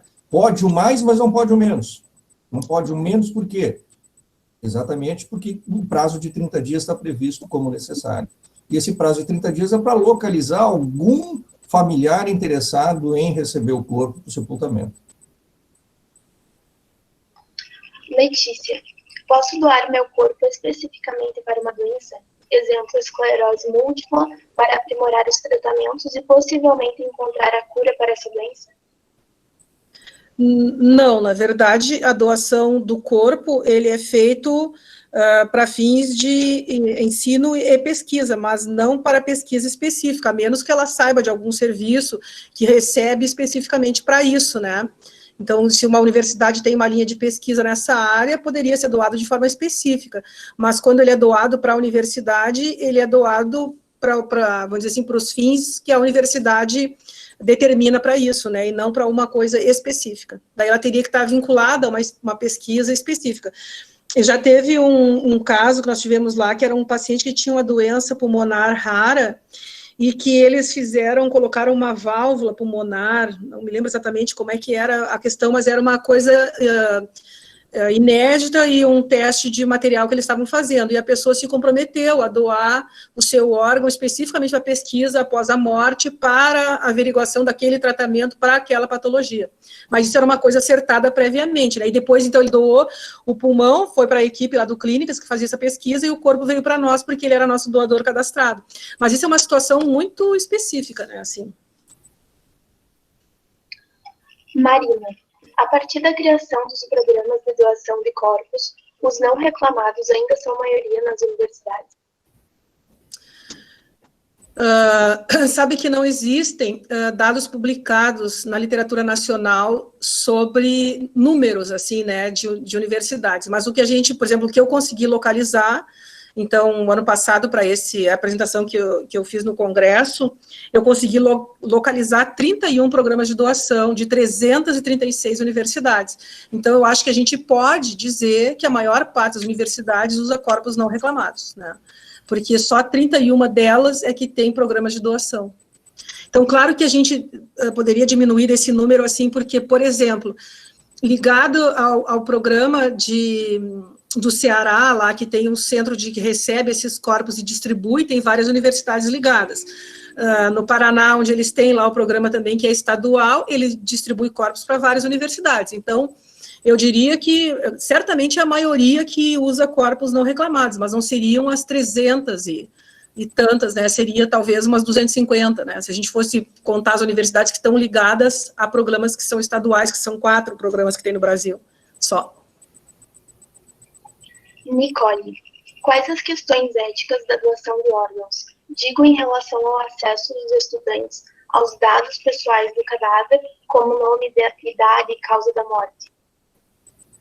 Eu só penso, Nicole, que tu estejas te referindo à doação de corpos, não de órgãos, né, nessa pergunta. Eu acredito que sim. Na verdade, isso é uma questão que se discutia bastante, assim, até do ponto de vista, assim, como é que eu vou dizer, ético da questão, porque uma coisa que acontece muito com os estudantes é que eles dão apelido aos cadáveres, né, e tal. Então, por que a gente dá apelido, ou dá nome para o cadáver, né? Porque tem uma necessidade, na verdade, de personalização, né, personificação, que a gente chama do cadáver, né, então, se ele é uma pessoa e ele tem a individualidade dele, por que a gente tem que dar um apelido para ele? Essa pessoa tem nome, né, ela tem tudo, a identificação. Isso é discutido em trabalhos, assim, pelas universidades aí no mundo, que já tem programas há mais tempo, mas a questão da identidade, ela não é, em algumas até... Tem uma universidade dos Estados Unidos que eles recebem, quando eles recebem o corpo, as famílias vão junto, participam de uma cerimônia que é feita não depois, mas antes, né, no recebimento do corpo. Então, tem toda uma identificação para os alunos assumirem aquele cadáver que eles vão usar durante o ano para anatomia como se fosse o seu primeiro paciente. Então, eles recebem da família e vão tratar, vão trabalhar com aquele primeiro paciente durante todo aquele ano. E aí, nesses casos, eles sabem nome e tudo mais. Hoje, como é que nós trabalhamos assim? Eu tinha dificuldade, inclusive, em relação a essa questão da cerimônia, né, de identificar o nome das pessoas, de identificar as pessoas, né, e aí eu comecei a ver que no mundo todo isso era uma coisa que o pessoal fazia nas cerimônias porque era uma coisa importante para a família, que se dissesse o nome do seu familiar, né. Então, o que a gente faz, né, assim, na cerimônia, em homenagem aos doadores, a gente fala o nome das pessoas, a gente tem autorização da família, a gente entra em contato, vê se eles querem mandar foto e tudo mais. Se eles autorizam, a gente faz uma leitura de todos os nomes dos corpos que a gente recebeu desde o início do programa e coloca as fotos que eles mandam para nós da pessoa, assim, são fotos ótimas, assim, das pessoas em momentos super alegres, geralmente, da vida, assim, e que a gente passa durante a cerimônia para mostrar isso. Mas nas aulas, aqueles cadáveres que estão ali não são identificados pelo nome, a pessoa, mas a gente tem acesso, e eu recebo das famílias, eu peço para quem tem exames e tal, então a gente tem lá um prontuário, no arquivo de cada um dos cadáveres, a gente tem a causa da morte, a cópia do atestado, e alguns levam exames, a gente tem tudo lá, e tem acesso, né, então a gente já aconteceu da gente encontrar uma patologia num cadáver e ir lá buscar no arquivo qual era a causa da morte, para descobrir e conseguir arquivos do hospital para publicar alguma coisa que se encontrou. Então, isso é uma coisa que é possível, né, assim, que é feito. Mas, de novo, né, com a questão ética necessária de ser uma informação restrita à atividade de ensino. Não pode sair da sala de aula, da sala do laboratório de trabalho, sob pena de estar cometendo uma falta ética, disciplinar, então, institucional, e correr o risco de alguma situação mais grave do que isso no âmbito legal. Isso é uma coisa importante, a gente trabalha muito, assim, essa questão toda, porque eu sempre digo assim, a gente tem um termo de doação lá, que a pessoa assina, e que tem um consentimento informado, lá um consentimento que ele assina, que diz que o corpo pode ser utilizado para o ensino, pesquisa e extensão. Mas eu sempre digo para os alunos, mas ele não diz que podia aparecer em rede social, tu entende? Então, assim, a gente tem autorização para ensino e pesquisa, não para ser fotografado e exposto, né? Então, essa autorização da pessoa a gente não tem.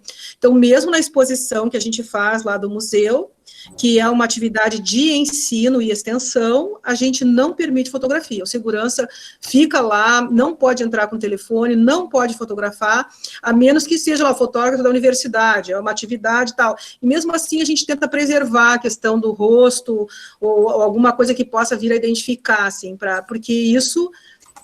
essa autorização ninguém tem, né? Não para esse tipo de exposição, né, em rede social. A questão da Maria Eduarda, ela pede, caso a pessoa não tenha deixado documentalmente registrado seu desejo pela doação, mas já comentou com familiares, a decisão da doação após o falecimento do ente querido pode ocorrer por parte apenas da família? Isso já coloquei, a gente já respondeu, né? Sim, pode, a gente usa por semelhança com a lei de doação de órgãos e tem termo específico para isso, que é o termo de doação pelo familiar. Pergunta do Gabriel. Primeiro, como faço para implementar um programa de doação de cadáver para em pesquisa na minha faculdade? Quais documentações são necessárias e quais são as etapas para obter sucesso? Na verdade, tem que ter, o pessoal os professores da anatomia que tem que organizar um projeto, né, e submeter esse projeto ao CEP, né, o Comitê de Ética em Pesquisa, né, da universidade, para poder aprovar esse projeto, então, elaborar todo o processo, né, para se fazer. Mas isso, os alunos, eles devem motivar os professores, e esses professores é que vão escrever esse projeto e submeter dentro da sua universidade as etapas que são necessárias lá para aprovação. E só depois que esse projeto está aprovado, montado, passou pelo Comitê de Ética em Pesquisa, é que daí ele pode começar a receber corpos, né. Ele complementa pedindo quais os processos burocráticos para fazer uma parceria com o IML e obter corpos não reclamados para estudo de pesquisa. As universidades, elas têm, né, o IML tem uma lista lá das universidades que recebem, né, isso é um acerto entre as universidades e o próprio Instituto Médico Legal.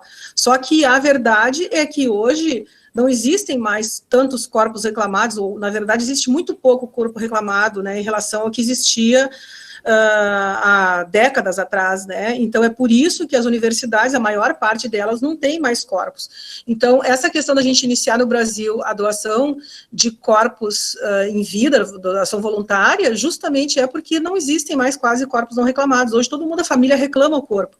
As pessoas hoje são encontradas, né, antes não tinham documentação, tinham os manicômios, onde as pessoas ficavam lá institucionalizadas, sem família, né, hoje isso não existe mais, o leprosário que tinha aqui, né, então as pessoas ficavam lá abandonadas, quando morriam, o corpo era doado.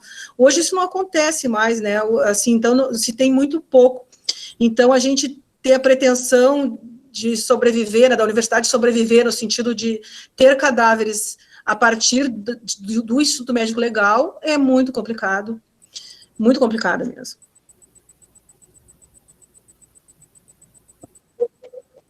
Pergunta da Paula. É dado um formulário de consentimento aos doadores apontando os possíveis usos dos corpos pós-morte, por exemplo, exposições, dissecções, técnicas cirúrgicas? Se é falado isso para o doador?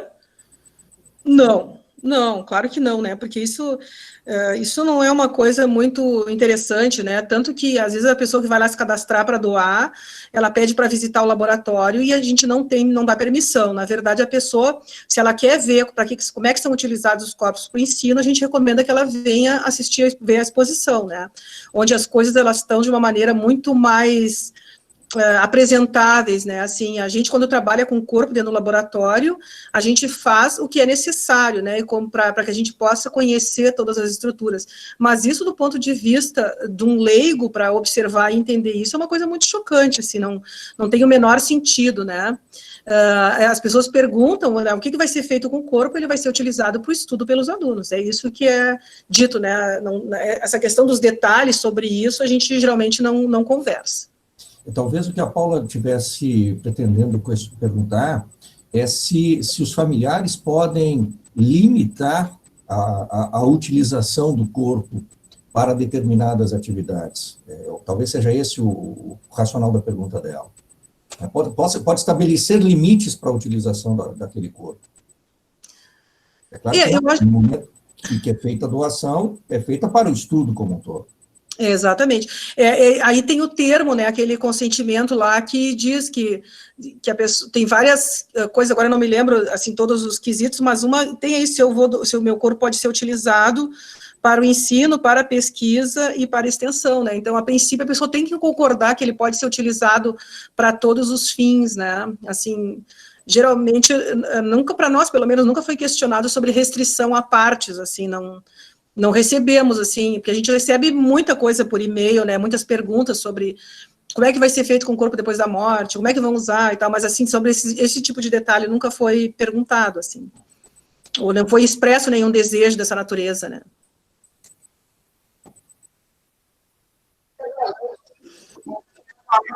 Contato direto com a universidade?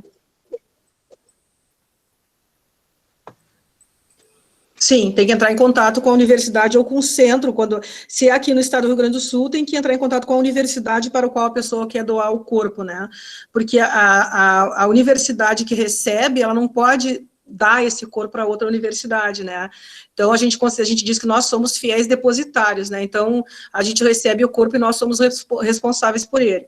Então, esse corpo, se a pessoa quer doar para uma universidade específica, ela procura aquela universidade e doa o corpo para aquela universidade.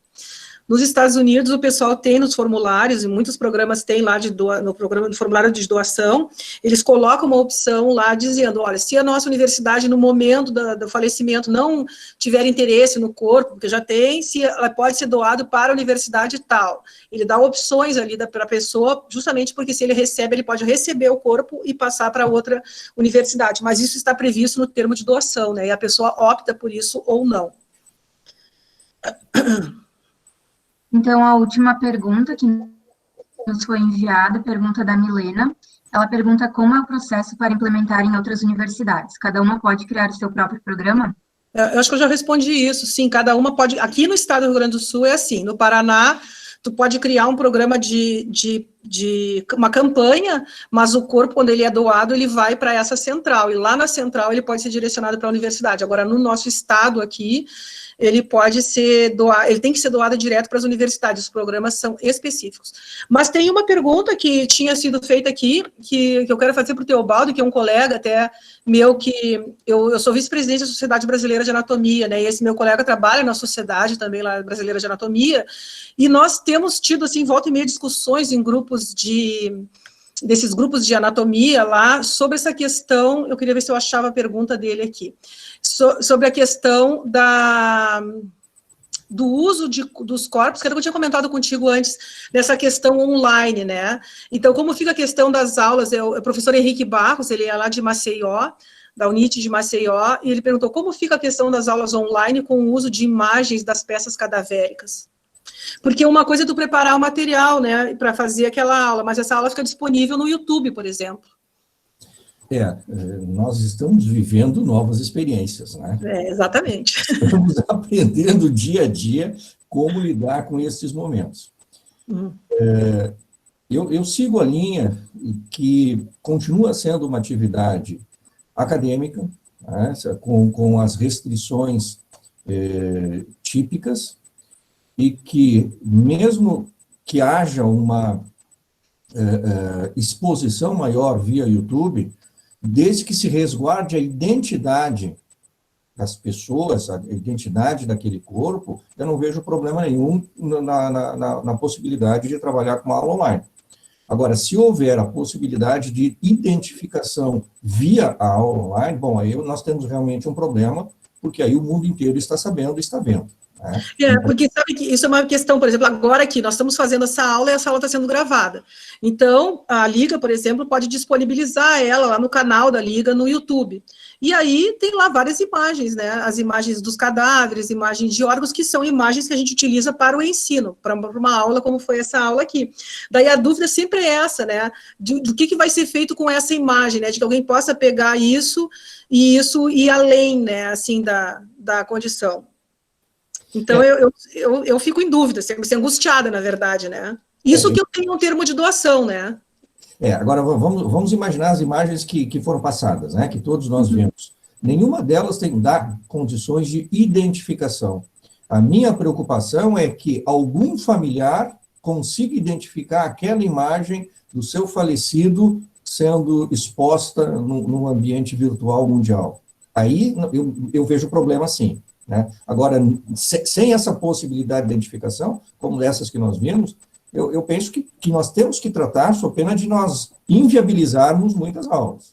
O curso de medicina, por exemplo, aqui na Unisc está voltando com as aulas práticas agora, e ainda assim sem aquele trato como deveria efetivamente acontecer. Né? Nós precisamos viabilizar. As aulas online é a viabilização que se tem, com um resguardo máximo possível. Eu, há alguns anos, na nossa universidade, antes de eu ingressar na universidade, houve uma situação em que os alunos entraram no laboratório, quando não tinha nenhum professor lá, foram na sala de preparo, onde tinham os tanques, aí filmaram os tanques, filmaram cabeças enfileiradas, filmaram várias coisas, assim, e montaram tipo um filmezinho, né, curtinho, e postaram isso no YouTube 4 anos depois. Eu não sei por que eles fizeram isso no primeiro ano e postaram quando estava lá no 4º ano, resolveram postar esse filmezinho no YouTube. E aí, o pai de um aluno viu, eu não sei por que cargas d'água ele estava olhando aquilo, viu aquele filme e viu no canto da mesa onde eles filmaram que tinha uma plaquinha de patrimônio da universidade. E ele identificou isso e ligou para a universidade, fazendo uma denúncia. E as pessoas apareciam, né, os alunos, assim, tinham o rosto dos alunos, né, filmando, fizeram, assim, uma coisa completamente, né, inconsequente, né. Então, isso, claro que, obviamente, teve consequências legais e envolvimento dos alunos, e não foram expulsos, mas foram suspensos durante algum tempo. Então, teve toda uma questão ética que envolveu isso, assim. Isso que, naquela época, eram corpos não reclamados, né, assim, e houve toda essa...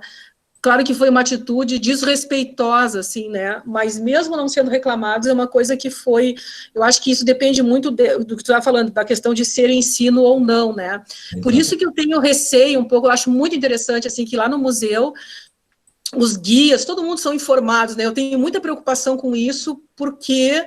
justamente a gente tem o termo de doação, a pessoa doou para o ensino, para a pesquisa, não para ser exposto, né?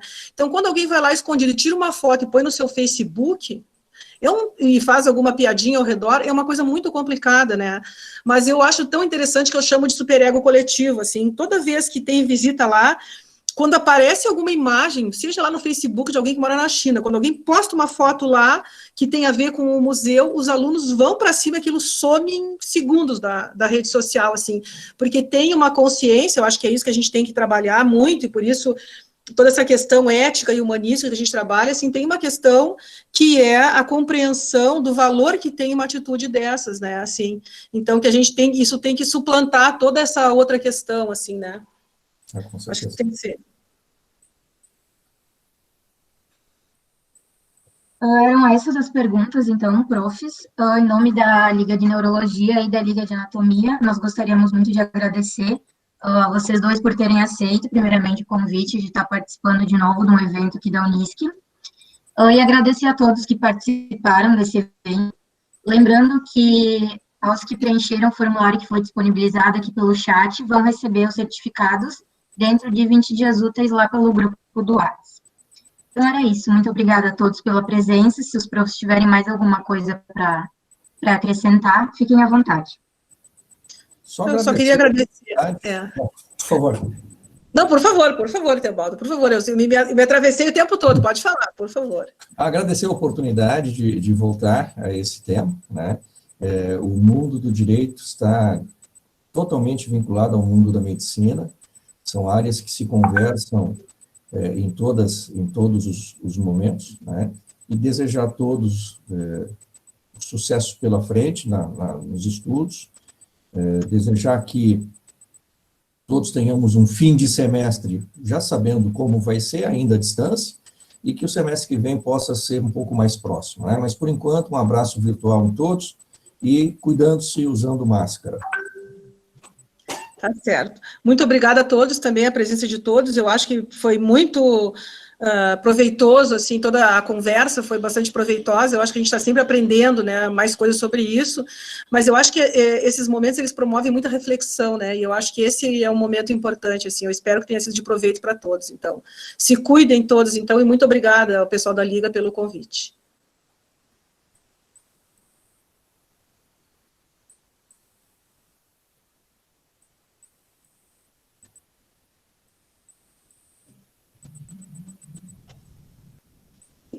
Então, vamos encerrar, Laura? Oi? Podemos, sim. Ok. Obrigado a todos. Muito obrigada, gente. Tchau, tchau. Tchau, obrigada, boa noite a todos. Tchau, tchau. Boa noite.